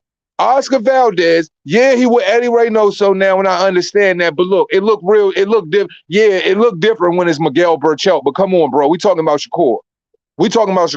Realistically, I'm going to tell y'all what's going to happen in this fight. In my opinion, here's my prediction right now. I got Oscar Valdez quitting on the stool or getting stopped in the worst way.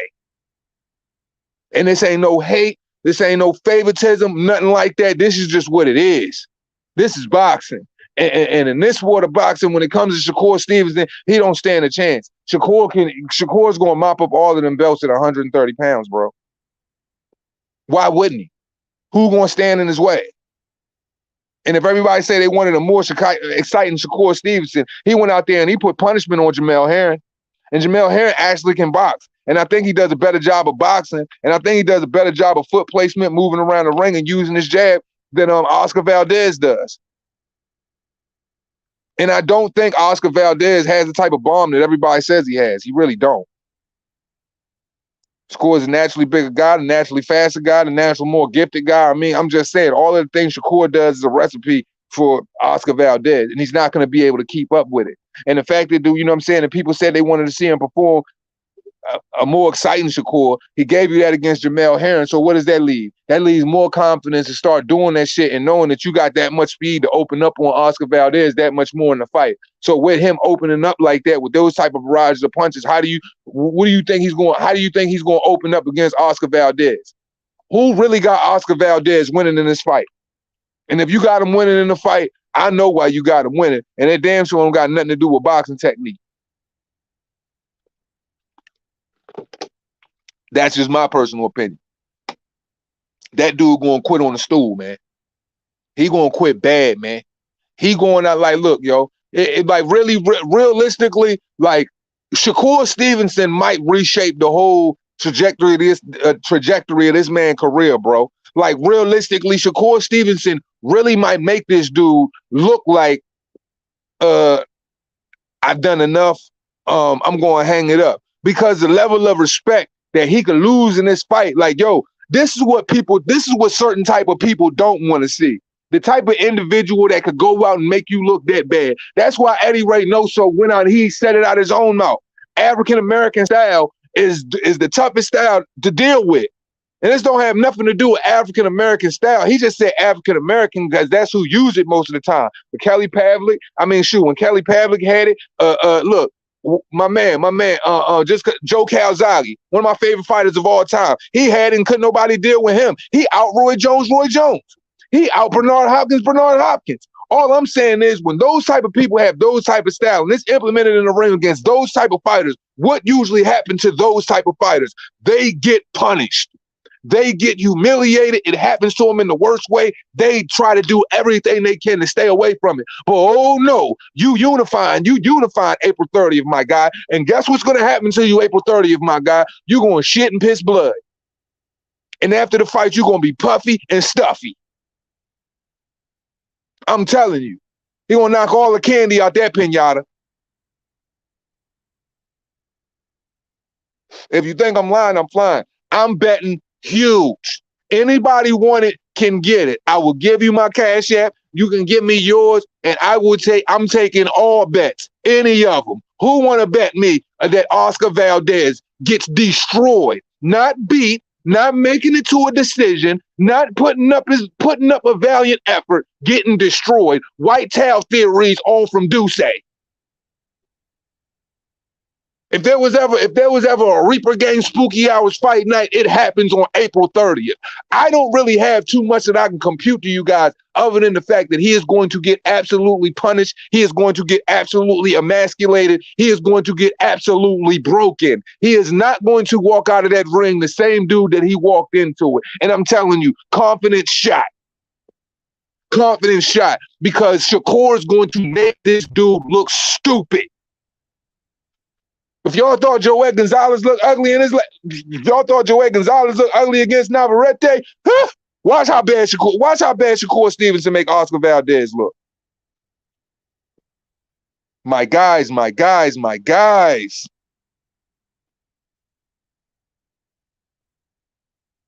And Remy, that's why I made it a point to say it ain't African-American fighters, it's that style. It's just African Americans are always, the slick style is always perceived to be an African American thing. No, it's for those who have those attributes.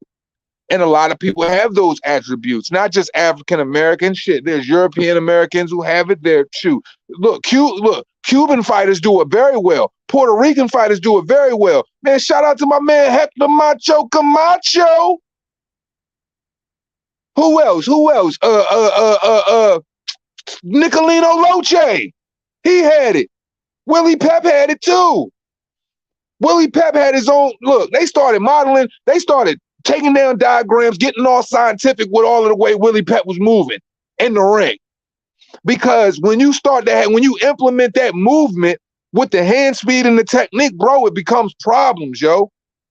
It's just that style. That style is just, it creates problems for anybody who is stationary, anybody who can't keep up. Those who are on the balls of their feet against those who are flat-footed are always going to struggle against those who are on the balls of their feet. Because at the end of the day, bro, it's a hard thing to deal with when you're punching in one direction and the guy is already duck, slip, pivot out the other way, and he done hit you 4 times in the face. You getting turned. Every second you getting turned, boy, the ring start to get real dizzy. And not to mention all of the punches that go right along with it. So you getting dizzy by punches and you getting dizzy by footwork. It's just a horrifying, it's just something that, look, Reynoso, man, he's probably, you know, and Reynoso, man, I got a lot of respect for Eddie Reynoso, man. But man, he's probably pouring all of, you know, every bit of nuance as a trainer that he has, from whatever his old fights are to his previous fights, from dealing with Caleb Plant, Floyd Mayweather, any guy that he's ever dealt with that has that style. You know, the fact of the matter is, it's just like, yo, it's only so much you can show a guy, and you can prepare him the best way that you possibly can prepare him. But the fact still remains is, if you don't have that, you don't have that. It's just how we have to adapt and to adjust to it. So the smartest thing for Oscar Valdez would be is to try to take it away from him by trying to push him back. But ultimately, trying to push him back, you're going to walk into some things that you might walk into a knockout, or you might walk into a shot that's going to really hurt you. He's just going to have to be really sharp about picking the spots, and hopefully that hook can come over the top and it can, you know what I'm saying, make him delirious enough to where you can really get off. Oscar Valdez just has to be very smart with picking the spots, bro. But I'm just saying, like, realistically, bro, in two hands world of probability, bro, it's like 1 in a trillion chance, dude. It's like 1 in a trillion chance. This fight legitimately has a puncher's prayer in my eyes. And that ain't no disrespect to what Oscar Valdez or whatever does. I'm just saying, bro, this is just what happens when it comes to guys who fight like this. And I'm just saying, not everybody does what Shakur Stevenson does. It takes a special type of fighter to be able to do things like that. It's no different than what Canelo had to deal with Lara. You've seen the frustration on Canelo. Canelo's so frustrated, you running at this man trying to make it look like he ducking you. Nah, he just banging on you. He banging on you and he slipping on you and he got you looking crazy because you flat-footed and you can't keep up. And even Canelo's adopted it in the best way he can and move with it the best way he can. And that just shows a level of respect towards that style. If everybody could use that style and implement that style in their repertoire, they absolutely would, and they would use it as proficiently as they possibly can. But God-given talent is God-given talent. But then mix that in with IQ and the ability to, you know, to translate it in the boxing ring in such a sensational way, and what you do, that in which you do, that's what makes certain boxers special.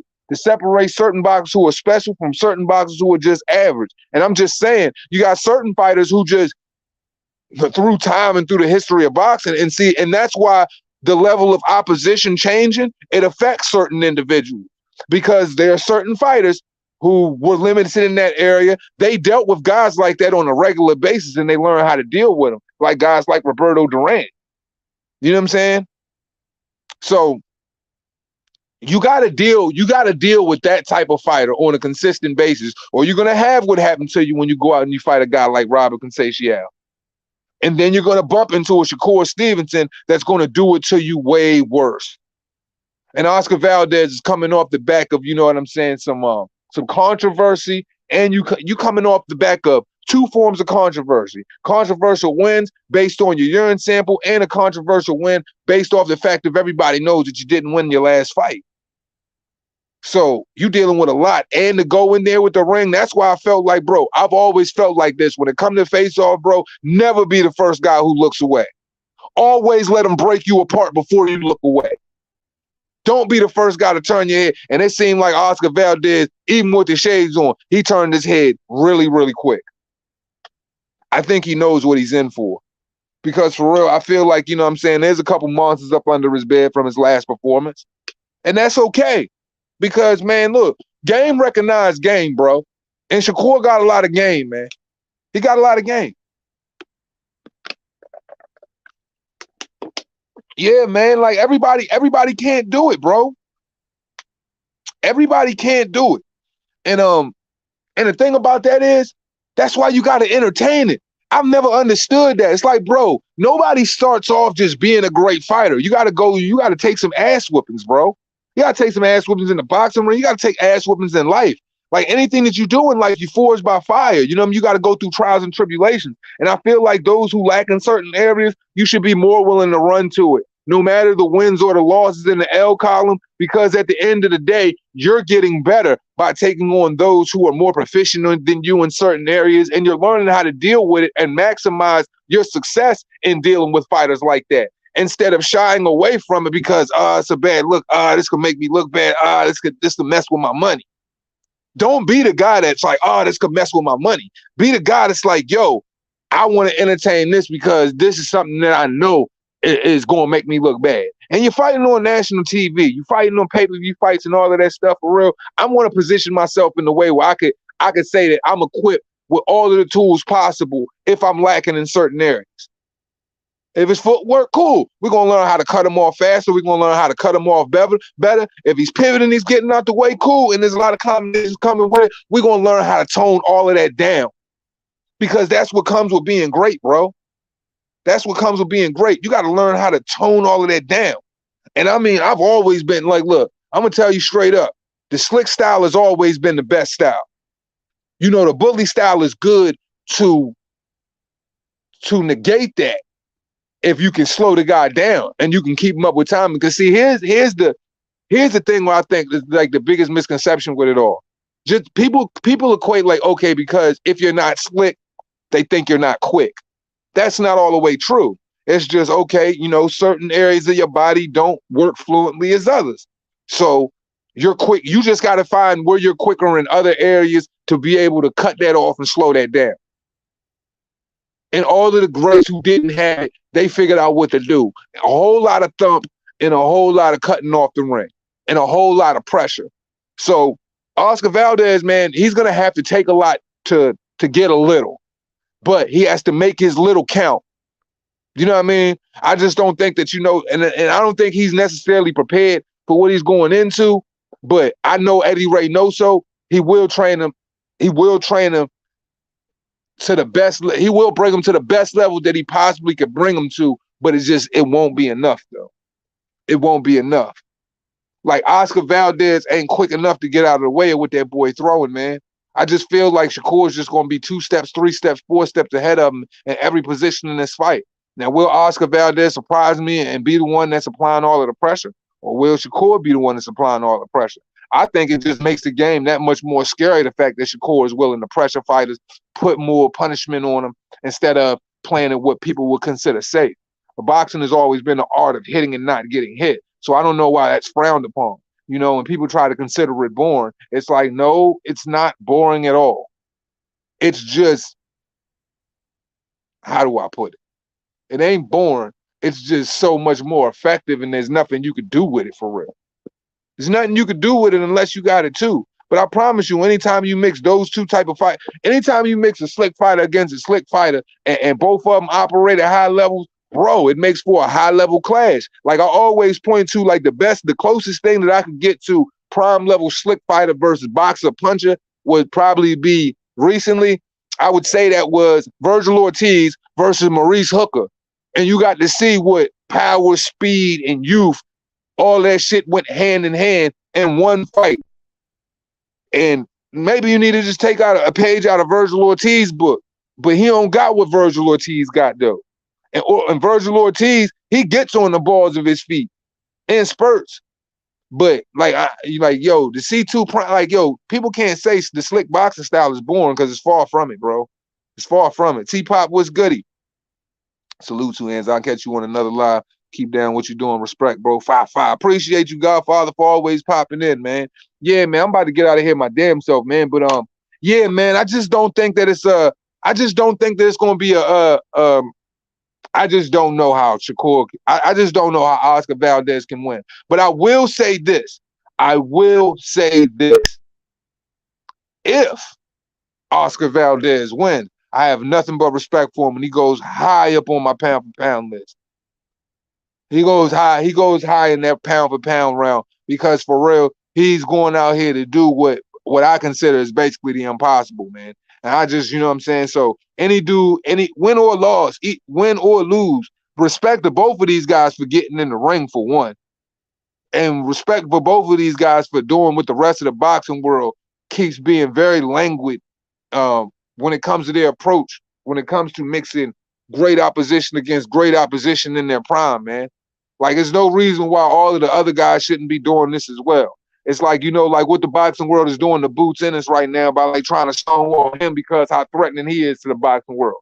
It's like, okay, we're gonna try to keep away from Boots as long as possible until we're forced and implemented by mandatory. But hopefully, you know what I'm saying? Like hopefully I can round up all of these belts or round up the belts I want to round up in Errol's eyes and go ahead and just pure them, get out the way. But unfortunately, right now, you know, it's just dudes just not gonna fight like a guy like Boots Ennis, guys like Shakur Stevenson. Dudes not gonna fight them dudes just cause and they bring nothing to the table. Those type of fighters, they're going to have something significant to bring to the table. Or all, you know what I mean, dudes gonna do in the media is try to put them down and try to find every excuse to avoid them because they present so much danger. That's what it is. When you that deadly, man, people will try to do anything to curb that shit. You're gonna have to have something to bring to the table if you want to engage with those guys. And Errol gonna sit up there and act like he big dog or whatever the case may be. But Boots will punish Errol. He will punish Errol. And Errol know that too. And here's another thing too. Ugas versus Errol Spence, I got Ugas. I don't know about the rest of y'all, but I definitely got Ugas. I think Errol gonna get timed all night because Errol do the same thing Jamal Charlo do, right or wrong. And how does that work out? Like, look, man, it's just like when Jamal Charlo ran into Sergey Derevyanchenko and got outboxed against a slick Russian fighter. You know what I'm saying?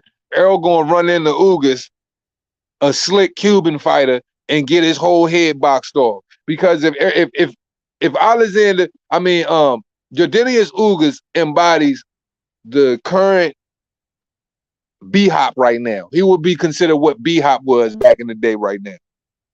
Very patient, you know, timing is always where it need to be, solid footwork, amazing defense, top tier defense, probably arguably, you know, the best defensive fighter in the welterweight division.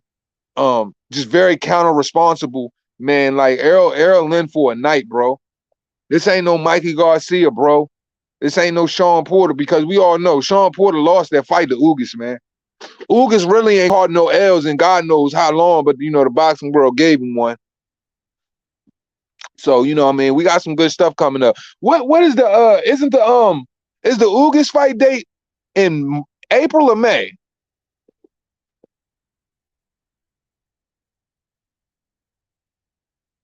Yeah, I definitely see him doing that.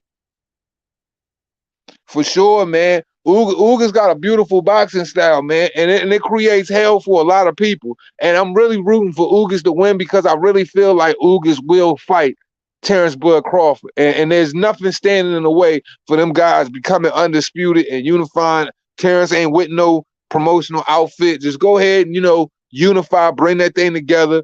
Terrence come over to the PBC for a fight or 2 fights, knock over who you need him not, because you know what they'll try to do. I think they'll try to lock Terrence in a 2-fight contract, and if Errol can't get him out the way, they're going to try to use Keith Thurman or more likely Boots Ennis to try to see if Boots can get him out the way. But I think Boots is too green for Crawford right now, but I'd love to see that fight because that'd be a great fight all around the board.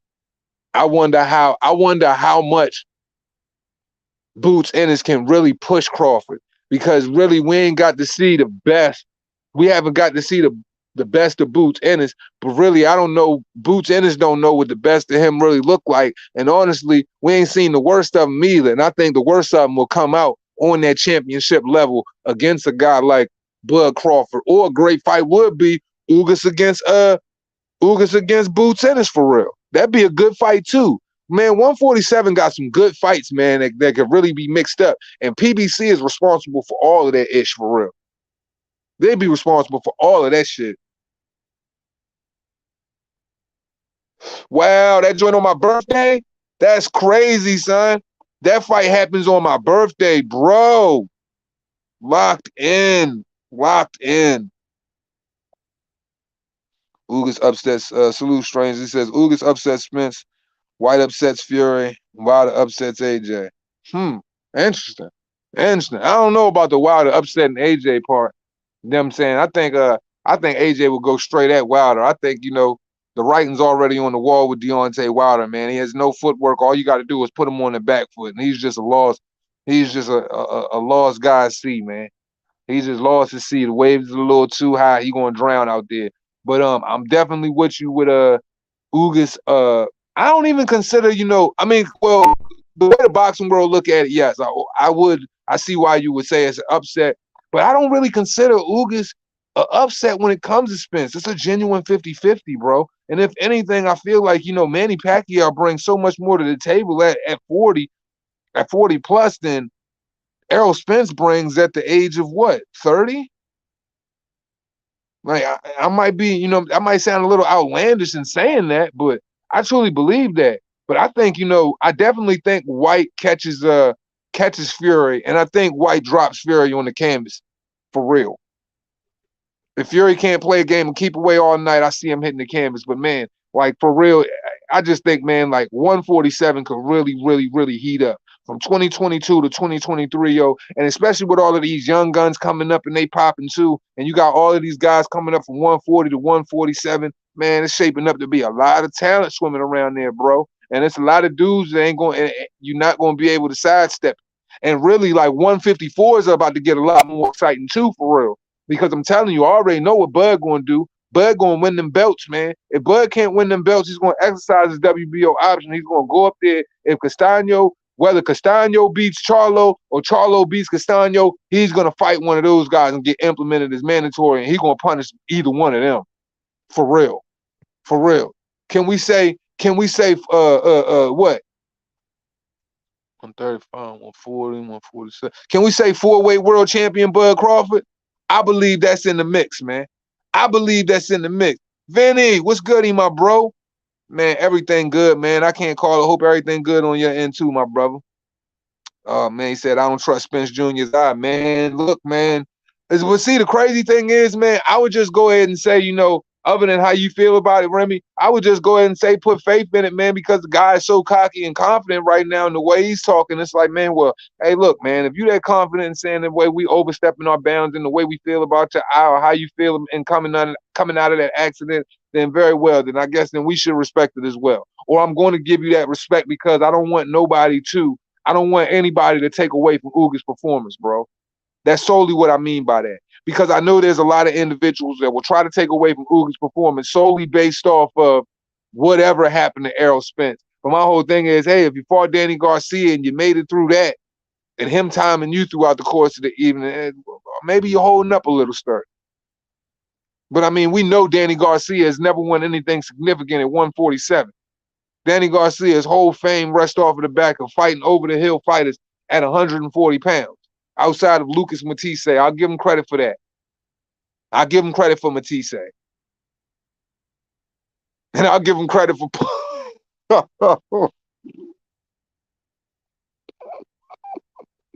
ain't even going to do that. I'm going to shut the fuck up.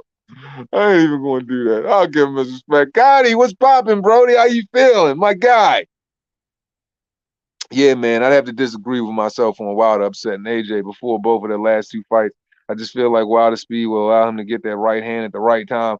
I don't know. I just feel like Wilder's right hand has only been able to get off because people have allowed him to get it off. Wilder has the same tick in his right hand, and it comes from the same place, very square. I just feel like, everybody's approach with Wilder has to be the same. I feel like, Tyson Fury didn't even train for Deontay Wilder. I feel like anybody with any type of skill set in the top 5 of the heavyweight division, they'll beat the brakes off Wilder. Andy Ruiz, any one of those guys. because the one thing they do well is they press the fighters forward. You know what I'm saying? Like, I think that Anthony Joshua, considering, Anthony Joshua's fight with Alexander Usyk, it was a little bit perplexing to him considering he was dealing with such hand speed and such a high IQ. See, I think we get it a little disconnected when we start comparing guys, high IQ fighters, and guys like Alexander Usyk, who's an undisputed fighter at cruiserweight, who fought at the highest level. When he's got guys like Gassiev, he's got guys like, you know what I'm saying, Myris Breedy underneath his belt. He's got those type of guys, and going up and then getting Chisora out the way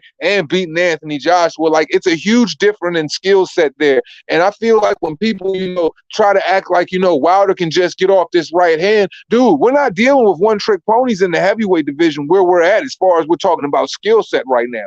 Far from that. We're dealing with way more than one-trick ponies here. We're dealing with guys that know how to get off and have lots of tools in their tool shed. But you make it very basic for a guy who is very high skill when it comes to a Deontay Wilder. Not saying you strangeness, but I would say that the boxing world, makes it very basic. It makes it very easy for guys like Anthony Joshua, even guys like shit. Honestly, I don't even think Deontay Wilder can beat Derek Chisora. How about that? I think Derek Chisora and what Derek Chisora does, I think Derek Chisora stops Wilder. And honestly, I think Eddie Hearn even wants to make that fight right now. If Wilder's even willing to come back. Because even with Malik Scott didn't bring anything different to the table with Wilder other than the fact that he had him believing that he could do something different. The shots that he was throwing at the body, oh my God, those things were basic. I mean, I'm talking about Fisher Price, my first right to the body type basic. So when I think of that, I think of it's like, when we're measuring what Anthony Joshua was doing in the heavyweight division, and why we would try to use the triangle theory to say why Wilder would get that right hand off, Wilder wouldn't get out the first round with Anthony Joshua. I think Wilder would get blasted out with Anthony Joshua's power within the first round. And see, in the areas in where Fury was proficient, what Fury did in that fight, Fury just got heavier. And Fury doesn't have knockout power. That's the spooky part about how damaging Wilder's career could be from this point on, as far as how people are punching, how people are hitting them, and how people are really going about operating on the front foot. I feel like Dillian Whyte, Andy Ruiz, with his lack of power, but hella speed, Derek Chisora, Oscar Rivas, all of those guys are like that, are proficient in getting on the front foot and making you have to earn it with pressure. And those are the type of dudes that I feel like would really, really, really hurt Wilder. I don't know where Wilder really stands right now, if he was to come when it comes to the top 8 in the boxing world. But unless it's guys like maybe, Hughie Fury, Daniel Dubois, Robert Helenius, individuals like that, I don't really see, for me personally, hypothetically speaking, I don't find the space to where he can really get that right hand off comfortably. Because on this level now, the things that Deontay Wilder has tried to avoid, to where Tyson Fury gave him a little taste of, I feel like there's a lot more of that waiting for him on a much higher level when it comes to guys who are much more proficient when it comes to power shots and getting on the front foot and being front foot dominant. Because Fury really doesn't even play that game, bro. He's more of, I'm going to box you up, I'm going to lean on you, I'm going to outweigh you, and I'm gonna give you, through exhaustion, you're gonna touch the canvas once I hit you with one of these shots in the later rounds. I think those guys are more of seek and destroy kind of fighter. And I don't think that Wilder will be able to just get to tick that shot off the way he cups his right hand and likes to wing it. The only thing that'll be unorthodox for me when it comes to Wilder winging a shot like that is the fact that you don't know if it's coming from, you don't know if it's coming from the pitcher's mound down or it's coming up high from the bleachers. That's it. Superfly, what's good? He salute to you, my bro. So I think AJ should try and fight at least 3 times this year without Usyk. Man, yeah, man, for anybody, man. Activity is the best recipe to your success in the sport. Activity is a great thing. We look at guys like Canelo who fought 4 times in a year, something like that. Activity keeps you sharp, bro. It keeps you sharp. And I mean, look, I mean, you're in a career where, you know, you might as well maximize every dollar while you can. And honestly, I don't think even if Anthony Joshua loses to Usyk, it's not the end of the world because it's Alexander Usyk. And I'm not writing him off. You know, we were just having that conversation a little earlier. I'm not writing him off by any means. But yeah, activity would definitely serve Anthony Joshua well because I feel like, you know, with that activity and those repetitions in the ring constantly, I feel like you're learning more on the job as well too, because we still have to remember that Anthony Joshua still is a baby when it comes to a lot of aspects of his technique, a lot of aspects when it comes to his back foot game, and a lot of aspects to when it comes to, you know, his combination punching and how he operates on the front foot as well. So it would definitely benefit him, Superfly, to get in there and to get more repetitions in the ring live amongst other opponents. Because I feel like, you know, outside of guys like Alexander Usyk, I feel like, man, he beats up the rest of those guys. I feel like he is a great fighter, but I feel like he needs to take time and refine that shit that Lennox Lewis took his time to refine. And then he could be that Lennox Lewis style fighter in the heavyweight division if he took the time to do so. I don't think 2 times is enough for Anthony Joshua. You're right. I definitely think he needs to uptick his work rate, and honestly, it'll uptick his breathing, his endurance, his stamina, and ability, you know, to operate at so much more of a proficient level in the ring. Doing great, brother. Just working and loving life. Hope you are. Absolutely, man. Look, man, I don't got no time to complain, man. If you complain, man, look, complaining about certain aspects in life where you come up short is going to continue to make you come up short, man. Ain't no complaints, ain't no maybes, and ain't no cants in my life, man. I'm only, you know what I'm saying, keep a victorious mind state. I'm a true believer in the laws of attraction, man. So I'm going to just keep a positive attitude and keep attracting. God, you already know how it go. Oh yeah, totally different fighters. But it's just AJ seems to switch off mentally. I wouldn't be surprised if AJ mowed Wilder in the first 3 rounds. Not at all. You know what I'm saying? Like, I think that, man, it's like, man, I don't know, dude. I don't know if AJ switches off mentally. I think that, you know, when it becomes to you, I don't know if it was like, I think AJ should embrace his animal instinct. And when it comes to the boxing ring, like I've said this a couple of years ago, and everybody criticized it for me when he was undefeated. I said the guy was too nice. And that's because, you know, being the guy with all of the sponsors and all of that, you got to come off a certain way. You know, you got millions of followers. Everybody love you. You know what I'm saying? You consider the stand-up guy and all of that. But it doesn't mean, look, you can be a stand-up guy 24/7, but it doesn't necessarily mean that you don't have, you need to switch off and not be mean in the ring. I think if Anthony Joshua adopted more of, you know, a disrespectful attitude when it comes to his opponent, understanding like, look, this is physical combat, not being respectful and things of that nature. Because look, I've always had a serious problem with Anthony Joshua ever since he was willing to let Andy Ruiz hold his belts. Right then, the writing was on the wall right there. I said, this guy is too freaking nice. He's too PC. He's too worried about so many other variables. Block all of that stuff out, because at the end of the day, if he doesn't win, all of that stuff, all of it goes out the window. So bump the PC aspect of it. You got to be a little bit more rough and rugged with your mentality. I feel like all fighters should. You see Bud Crawford, he's a calm, nice individual, doesn't engage in too much fuckery when it comes to, you know what I'm saying, out of boxing activity at all. Stand-up guy, great guy in the public. But when it comes to the boxing ring, though, when it comes to press conferences, everything that has to do with it, he's mean. Mean. And I feel like every fighter should be mean as well. Shoot, Manny Pacquiao, I feel like Manny Pacquiao's whole career, all he's ever did was walk people in a false sense of security.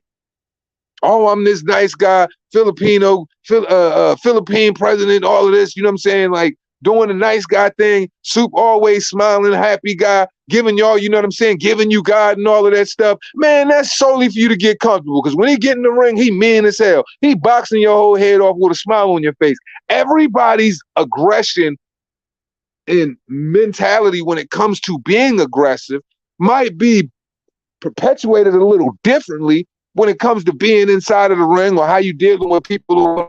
But shit, adopt whatever it is that makes you mean, whatever makes you nasty. At the end of the day, when a fight is announced and it's signed on a dotted line, it's time to get a little bit more disrespectful.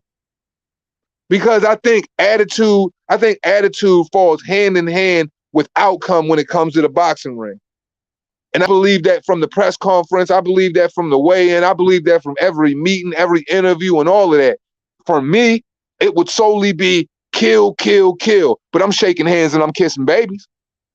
But it's kill, kill, kill while shaking hands and kissing babies. Is there anything freaking wrong with that? I don't think so. Like, bro, I've always felt as though the guy was just too damn PC. And I felt like that mentality, that level of PC that he carries with him has always been a major benefactor to whenever it came to downfall is such a harsh word, but what else can you say when you lose? You know what I'm saying? I just feel like bro need to exercise that aggression, man. Everybody got it. Like Joe Calzaghe was mean. You know what I mean? He's just a calm guy, a little bit introverted, soft tone, but he let you know he's gonna beat your ass. Jermaine Taylor, prime example. Champ was super mean. Prince Nassim, another one, mean, would wrap his arm right around your shoulder and tell you, I'm going to knock you spark out. So that's the one thing that separates the average guys from the great guys too. It's their attitude, you know, and all of the greats, they carry the attitude to where they modeled themselves as exceptional from every other champion and every other guy and every other person, every other talented specimen that resided in their weight class. So if you don't have that, I think that determines how far you go, for real. Some people might feel differently, but I've always felt like that. And I think that the world we live in right now, they might try to sit up there and frown on it or whatever, but Jermell Charlo, I respect Jermell Charlo for his attitude because I feel like every fighter should have that with him, bro. Like Jermall, I don't respect it because Jermall don't do what Jermall should be doing, but Jermell rock that shit the right way. You know what I mean? And all the other guys who do it and they rock that shit the right way, cool. But man, bump that nice guy shit, bro. For real, man, son just too nice, bro. I think I just always want the unexpected to happen. Bro, I literally, and the crazy thing about that strangeness, we literally were having a conversation earlier about Dillian Whyte and how people don't necessarily, how it usually the general response is everybody roots for the fucking underdog. We always love the underdog story. We love the guy who comes from nothing, who makes himself into something. The guy who goes up against immeasurable odds and he defeats all of, you know what I'm saying, the attitudes of the detractors. And it's just crazy. So, you know, we root for those underdog characters, but it seems like nobody does that for Dillian Whyte. You know, so I'm right there with you. You know, we definitely have a lot of love and respect for the underdogs and the guys who get it out the mud when all the odds are stacked against them 6-1, 7-1, and in some cases 8-1. So I feel you there, my guy. I definitely feel you there.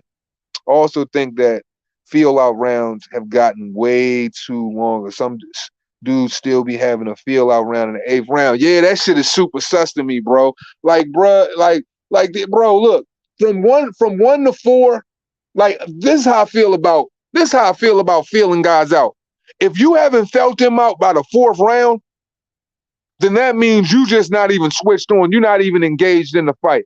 Because if you haven't felt out what that individual, the opposing fighter is doing by then, by the second half of the fight, when you get to the 6th rounds, that guy, if he has any form of experience, especially if we're talking on the championship aspect, the championship level of boxing, those tendencies are going to change. And he's going to switch on and he's going to do something completely different than what he did the last time.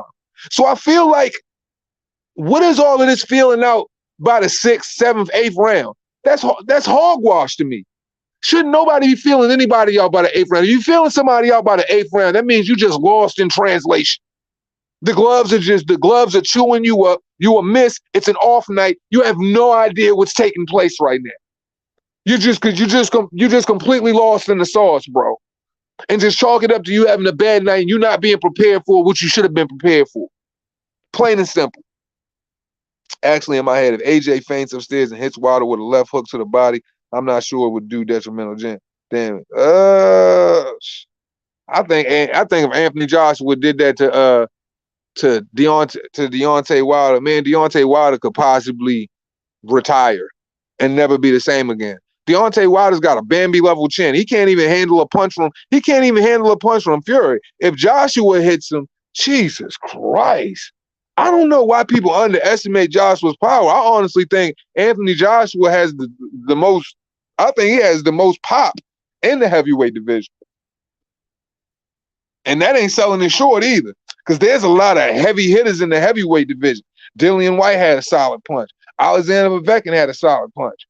Shit, there's a lot of Oscar Rivas got it. Kaboom got a solid punch. Shit, even Hellenius could tax you. You know what I'm saying? So there's a lot of guys with some thump up there. I just feel like Anthony Joshua's thump is a lot different, because there's not one guy from the first round to the 12th round and I ain't see him hit, and them motherfuckers ain't just get all the way delirious, lost. I mean, them motherfucker brains was somewhere out spinning on one of the rings in Saturn and shit like that. They trying to figure out how I can take this astronaut helmet, these boots, and this suit and get this shit back to planet Earth. They somewhere out there joint like Sandra Bullock and George Clooney and Gravity and shit like that. I'm just saying. Like, shit, man. That is a fact. Grind till I succeed and keep on pushing. That's all. That's all. Bro, every aspect of life, sports and personal life, bro. Grind, man, look, grind until you get it, man. Because at the end of the day, can't nobody determine, you know what I'm saying, what's going to happen in your life but you. And there is, for me, I feel like, you know what I'm saying, and I tell this to anybody who listen to me, bro, there is no such thing as immeasurable odds. Bro, it's no secret why I tell y'all every time we get off of these lives, man. I'm like, man, remember, I tell y'all every time, remember that every single one of y'all motherfuckers are stars, bro, that go out in the world and shine like one. Because nobody can dim your light unless you allow them to. Nobody can take your strength from you, your power, your success, your will to succeed unless you let them to. The world should never beat you down enough to where you feel like you can't prevail, because there is nothing stronger than the mind, bro. And the mind determines literally where you're going to be placed, whether it's in life or whether it's in these heavyweight rankings. And people got to understand that. If you have any form of doubt in your mind, it goes to your body, and then that translates in the outcome, whether it's materialistic things, whether it's accolades, or whether it's solely how those around you perceive you or how you perceive yourself. The mind is a powerful thing, and the laws of attraction are real. So what you tell yourself every day, whether it's negative or positive, you are literally speaking that shit into existence. Purely. Price of intelligence. Heard to rain all your creativity and just focus on hurting other guys. That's a fact. It's a fact. Did anyone see Chocolatito? Dude reminds me of Chavez saying, bro, Chocolatito is like, I think I've recently put out a community post about Chocolatito after the win or whatever, right? I said, bro, Chocolatito is like, you know, he's like your Cinderella man, your Renaissance man. He's more like Benjamin Button, like rolling back the time. The older he gets, the more youthful he gets in his punch. And it's exciting to watch that guy, man. Like, seriously, man, this dude has been performing on a championship level for how long, through how many divisions of minimum weight? Like, it's incredible to watch what Chalk is doing, and to know that at his age, he is still doing so. And I wish that translated to the mentality and the minds of other fighters in the world, bro. Because if they because look, what Chocolatito is doing is no different than what Bernard Hopkins did, or no different than what round 2 of George Foreman's career did, bro. It's just the mind and the belief in the skill set and the belief in your work rate. If you have that belief there and you're confident in your skills, then you can confidently go out and perform, and you can really, really knock motherfuckers the fuck out. And you can perform and you can sensationalize those victories, man. Shout out to Roman, you know what I'm saying? Chocolatito Gonzalez, man, for real. Two-head salute, been out the loop for a minute, get into the bag. Hope all is well, bro. Hey, bro, look, man. Don't nobody got enough time to be spending all day on YouTube, bro. If they did, bro, I'd have to question them, bro. Y'all see, man, like, for real, I don't even have the type of time that I want on YouTube to do what I do, because I would love to expand this channel and see it grow a lot more and throw a lot more into it. But I just don't have the time right now. And I really wish I did, because I would do a lot more videos. I would do a lot more edits. I would make sure, man, look, I started a Teespring a year and a half ago to get ready to start doing merch. I even started working the designs myself, and I haven't even gotten it out yet to you guys because I don't have the time. And I'm trying to, cram all that in now, because like real life is taking place, bro. Like what's going on here, 99% of the time isn't real. And people get too absorbed into that, bro. Like, so shit, man. Hey, Carlos, you ain't saying nothing wrong, bro. You got to take care of the home front, B. Shit, you know what I'm saying? Like, I already know where my Reaper stand. That shit ain't about nothing. I'm glad you good, though, Brody. Definitely glad you good. Wilder might just throw up on the canvas from a shot like that. Bro, if Deontay Wilder got hit in the body by Anthony Joshua, he's cracking all of his ribs, man, and he will vomit.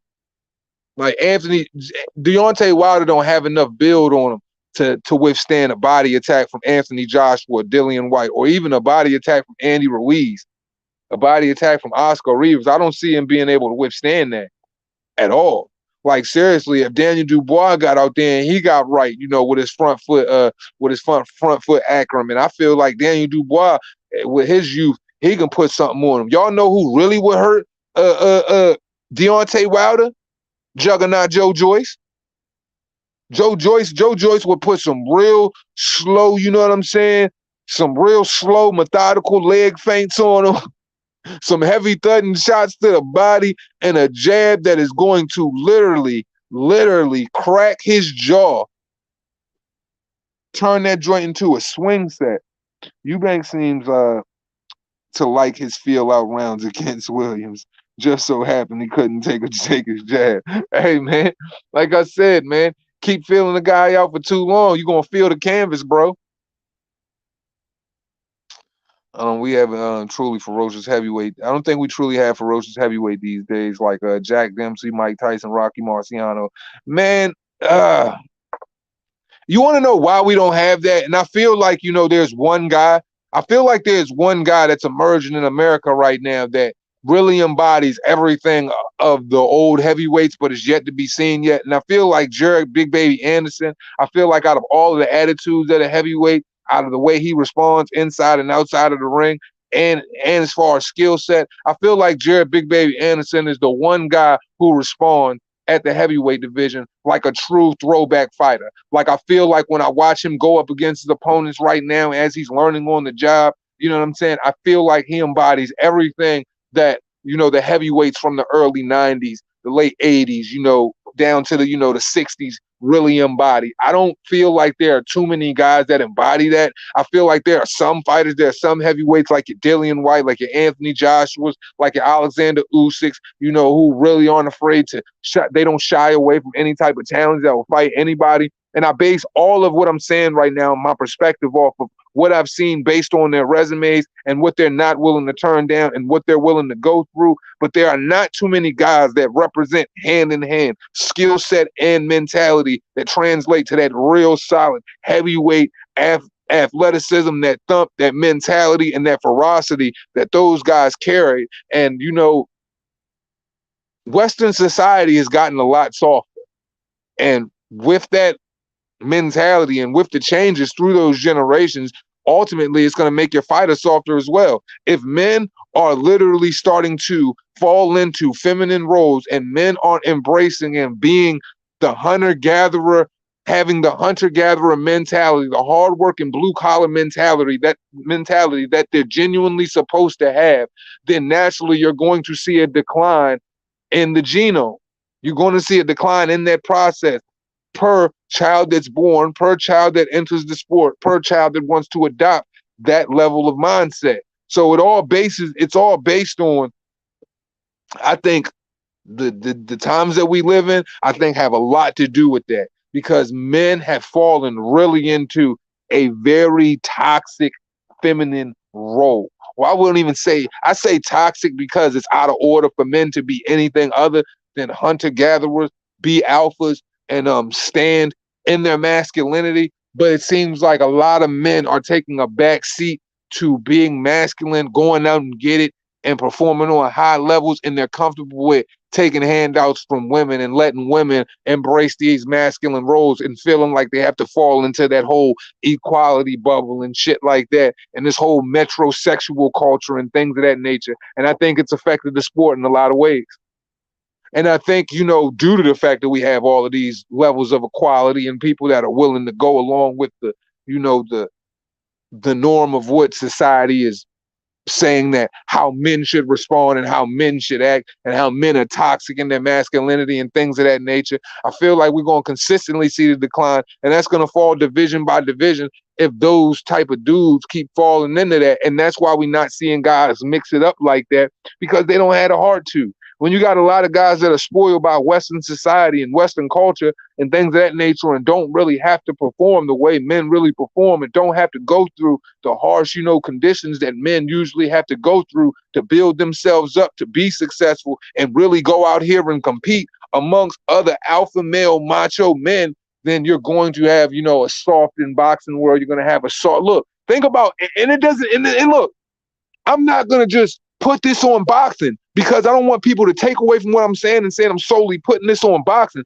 I'm putting this on every sport that you tune in today. When you watch basketball, are they in the paint?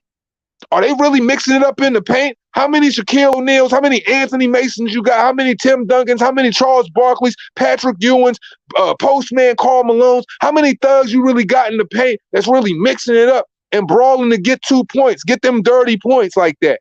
Not too many. The game has gotten away from big contact. Contact has been restricted from the game, that everybody's firing shots from the freaking the half court line because of the mind state and how people carry it and how soft the game has gotten. The game has gotten a lot softer, and in every sport, people are shying away from contact, shying away from mixing it up. And doing so, we're making weaker specimens in men. You know what I mean? You know how when you was little, you had that brother that always punched you that older brother that always punched you in the ribs, punched you in the chest, bullied on you, slammed you, always wrestled you and stuff like that. And your mother, your father, nobody ever said anything. They just let life take its course. Because just like other mammals in society, they do the same thing with their kids or whatever, not because they're abusing them or anything like that. They're preparing them for what the world's going to present to you, because the world isn't going to be soft. The world is going to be hard on you. So you make sure the way you care for your little brother, you care for him with that same toughness, to make sure that he can take it. So that way, when he dish it out, he can dish out a lot more. Now it's just like, we want to be soft and we want to coddle everybody. Now, bump all of that. That's why Ryan Garcia can move around the way Ryan Garcia move around right now, and nobody say anything, and people make excuses for him time and time again. My bad, y'all. There's a jet going over my house. I know y'all can hear that shit. Like, yo, how many times are we going to make excuses for these dudes and be the physical embodiment of emotional scapegoats for everything that they do? That's what basically Reaper Gang Radio. That's what Reaper Gang Radio stands on. Like alpha male dominance, the real prominence of the sport. What the sport really stands on: the best fighting the best, ferociousness to the will to win, and those who aren't afraid to lose. And those who are more than willing and brave enough to go out there and be more than whatever society ever thought they could be. Because that's what people fight for. Now you got these guys who really don't have to fight for nothing. So what are they going to stand on? They're going to stand on some shit that you nor I can relate to. Exactly, Miguel. How they make the NFL now. They don't want you tackling at the knees if you hit above the shoulders and stuff like that. 90% of the time they're throwing flags. They're giving you 15 yards off and stuff like that. They penalizing you hundreds of thousands of dollars per game. You can't even tackle the quarterback at the leg without getting criticized or talking about you trying to take out the knees. While I'm sitting here in my football career, I got a torn ACL and MCL because we had to really go hard about the shit. Like, imagine like Like, yo, I couldn't imagine the game. Like, today's game is crazy because you can't have no Ed Reeds. You can't have no, God rest his soul, Sean Taylors. You can't have no, you know what I'm saying? You can't have these dudes. Like, come on, man. Like, it's crazy to me. It's crazy to me because nobody cracking no more. We probably going to see the last of the Cam Chancellors and dudes like that. And that's how the boxing world is looking. And my channel is solely to make sure that people are reminded of that's what the sport needs. I don't really speak for the youngins, and I make sure that I only lend my light and my criticism to those young dudes in the boxing world that's really willing to go out there and really fight that shit out. That's really going to carry the torch and hold it down. Because it's a lot of dudes that would be more than willing to give motherfucking Ryan Garcia the keys, and he afraid to, you know what I'm saying, protect the household. Why are we giving cats the kids that's afraid to protect the house that the greatest of boxing have built? Muhammad Ali on his last leg had more heart than these dudes ever did, young, spry, and in their prime, Slim. Win or lose. And we watched Muhammad Ali get beat on way past the time he was supposed to get beat on, but he loved pleasing the fans, bro. And he loved the sport and all of the good and the bad with it. I've never understood any individual that want to take part in the sport if you ain't going to embrace all aspects of it. Like, yo, I feel like a lot of dudes get in boxing because they look at it like an easy bag. And that's what boxing look like to me right now. Boxing might just be an easy lick. That shit is goofy, man. For nobody more throwback heavyweight than Del Boy Chisora, balls all the way up. Man, Del Boy can go out this joint and lose 30 fights. He's still going to fight the top 10 in the heavyweight division. Bro, somebody physically going to have to force Del Boy to sit down with a pistol, allegedly, just to get him to stop boxing. That's how much heart he got. That's what I'm saying. Like, them are the dudes. And Del Boy got 12 losses. And he's still operating on the highest level. That's why, you know what I'm saying, we should lend more light on dudes like that, because it would restore that, like, yo, the L's don't mean anything, because we see guys like Del Boy Chisora go out against, you know what I'm saying, former world champions and make them look crazy. We see Del Boy Chisora go out against, you know, undisputed cruiserweight champions that have come up and make them dudes run fleet of foot and things of that nature. So it really gives you, because we really don't know what greatness looks like unless we're going and looking back and, you know, the pantheons of greatness of those who came before us. Because right now, there's only a couple of fighters that really I could say, embody what, you know what I'm saying, a throwback fighter looks like. Because all them dudes, they don't mix it up. Now, okay, there's a lot of propaganda. There's a lot of propaganda championship fights. And what I mean by propaganda championship fights is dudes that's only unifying inside their promotional outfit. Is that a forced thing? Is it mandated? Absolutely not. You can go fight whoever the hell you want. As long as contractually speaking, they ain't got some shit that's stipulated to say you can stay over here. But dudes ain't willing to make it. And look, here's the thing. I can separate dudes from the dudes that really want to scrap from the dudes that don't, by the guys who force that shit down their promoter throat. Because if you do it long enough, bro, niggas is going to stand up. If you really want to fight, the promoter going to give it to you. Business set aside. If he got enough belief in you, look, Bob Arum, if you really want to fight all of these dudes who holding the belts and you really feel like you can bring them home, Bob Arum not afraid to bring you out there because he know he got other guys willing to come up, and he's not afraid to take that L in the same way Eddie Hearn is. But see, the fighter got to not be afraid to take that L either and go ahead and take that shit and not worried about what his reputation will look like if he loses to this guy after talking shit. That's why you should be humble in certain aspects of the sport. And what I mean by that is, like, yo, instead of just thinking you this big dude, cocky or whatever, and you know you ain't fought nobody in your resume, just shut the fuck up. You know what I'm saying? Shut the fuck up. There's nothing wrong with being confident, but don't be disrespectful. Go out here and do something, move something, knock some real shit out with some names, and then come back to me with that type of attitude. Then we can get behind it. Because it's not hard to get a fan base behind you. It's not hard to get people asses in seats to watch you. You just go out there and start fighting those names that should be fought and mixing it up. Then people will really start paying attention. And boxing can be everything it needs to be. Listen, man, propaganda championships. That's why I tell y'all all the time, a lot of these dudes is champions, man. These motherfuckers they not world champions to me. You a champion of circumstance, because I don't really think you that great. and you ain't really shown me nothing great. Bro, just because you fight one half-decent name, and that dude wasn't even that great for real, and you fought a whole bunch of bums, bro, that's not going to get you in the Hall of Fame. That's not going to get you sitting next to Roberto Duran, Sugar, or any one of these youngins. Come on, man. It's a difference in the way these dudes move around in their box and they schedule their matchmaking and the champions they so-called fight.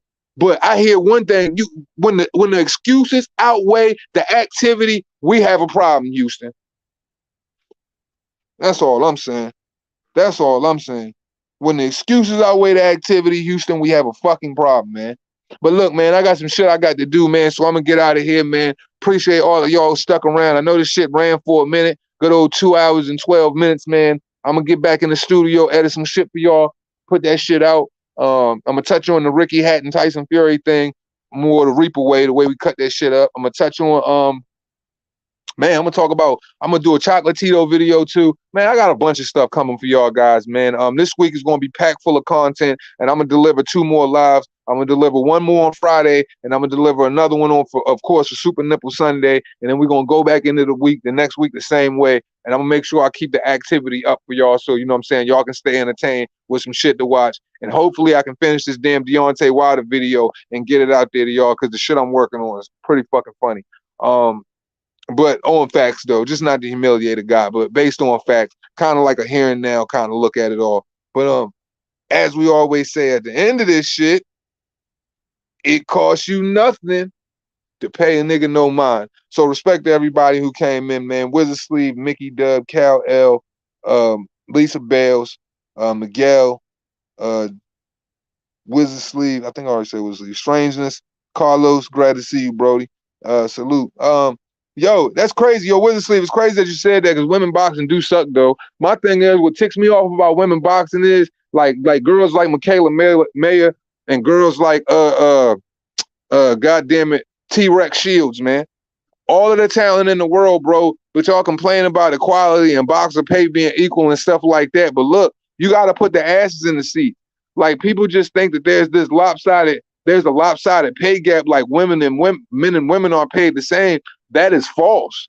I have 2 daughters. I'm not gonna misrepresent women in any way. But when you speak of the gender roles and the pay gaps and things of that nature, it's almost like women, the way T-Rex Shields and the way Michaela Mayer speak, they disrespect the men in boxing by their whole leftist push on equality. Because the truth of the matter really is, Michaela Mayer and T-Rex Shields wouldn't have got the type of pays they received if they didn't throw them on some of these guys' championship cards. And then on top of that, they even threw Clarissa Shields on pay-per-view against Christina Hammer, and she didn't bring anything back.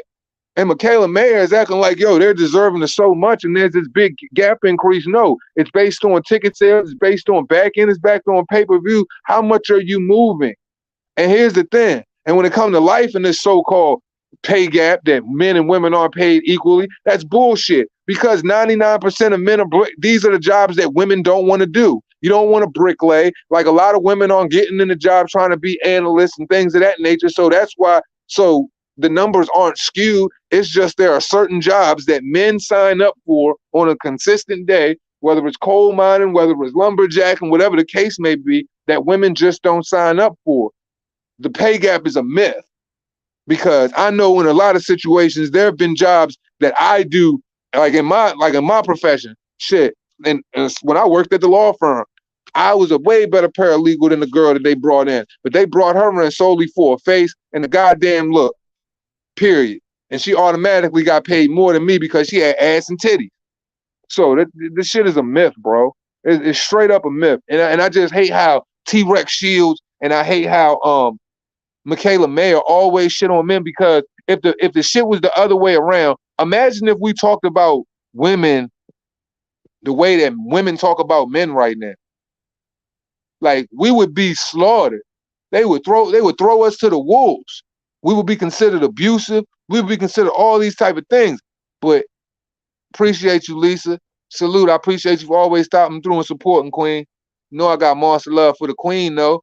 It just trips me out how, they can always talk about us and misrepresent how we treat them, in every sense of the word. Now, for those dudes who treat women like shit or whatever, or objectify them or whatever, that's one thing. But you'll have women who set thirst traps. You got women who, you know what I'm saying, disrespect men on a daily basis. And all men do is get fucked over, Slim.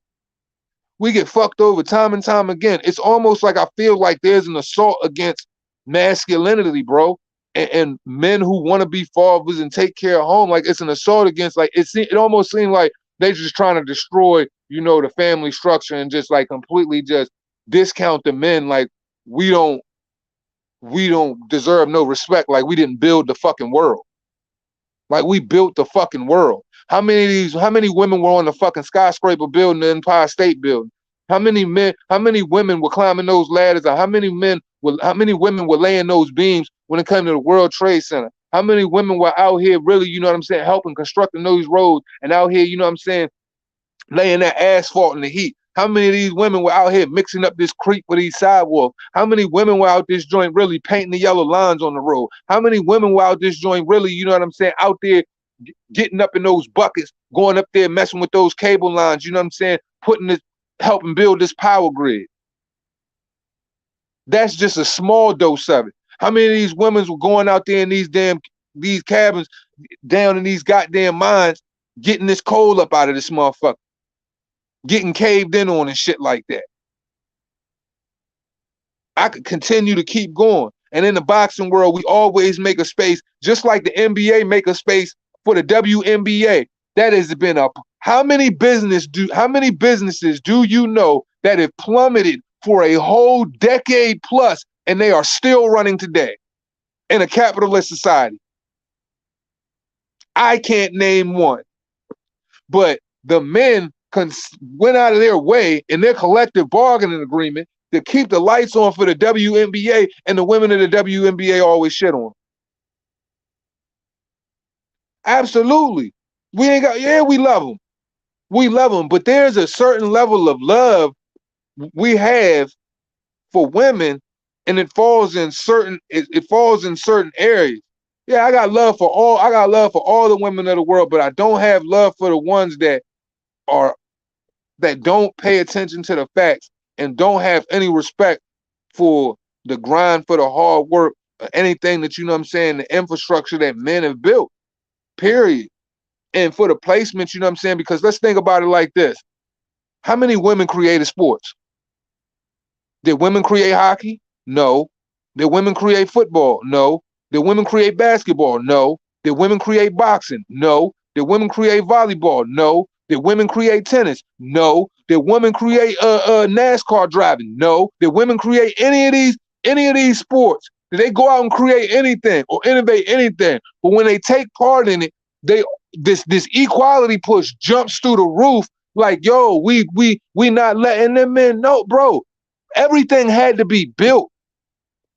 It had to have some form of likeness. It had to want to direct people to want to come in and see it. But yet we disrespected for y'all to take a mantle and get millies or whatever you getting.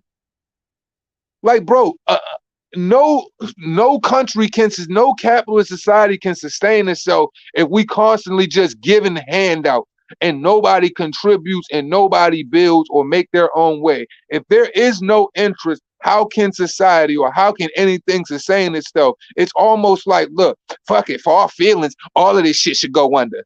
For our feelings, we don't give a fuck. Y'all gotta pay us more. The pay gap is the pay gap, this and that, blah, blah, blah, blah, blah. All this shit is off, but you don't even look at the statistics. You just base everything off of emotion. So you more than willing to let all of this shit crash and fall apart. For what though?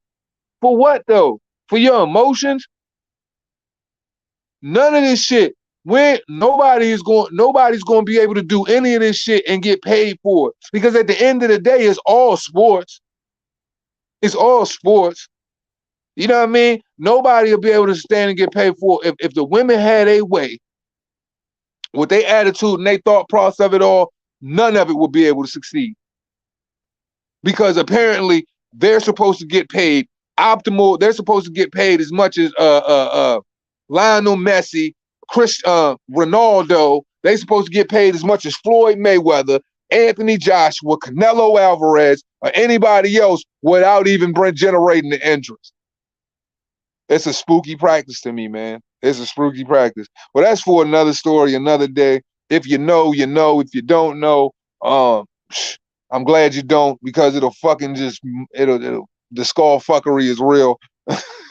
But y'all have a great day, man. Remember, man, y'all motherfuckers are stars, man. So go out and shine like one, man. Ain't no can'ts, ain't no maybes in motherfucking niggas vocabulary, man. Just go out that bitch and win.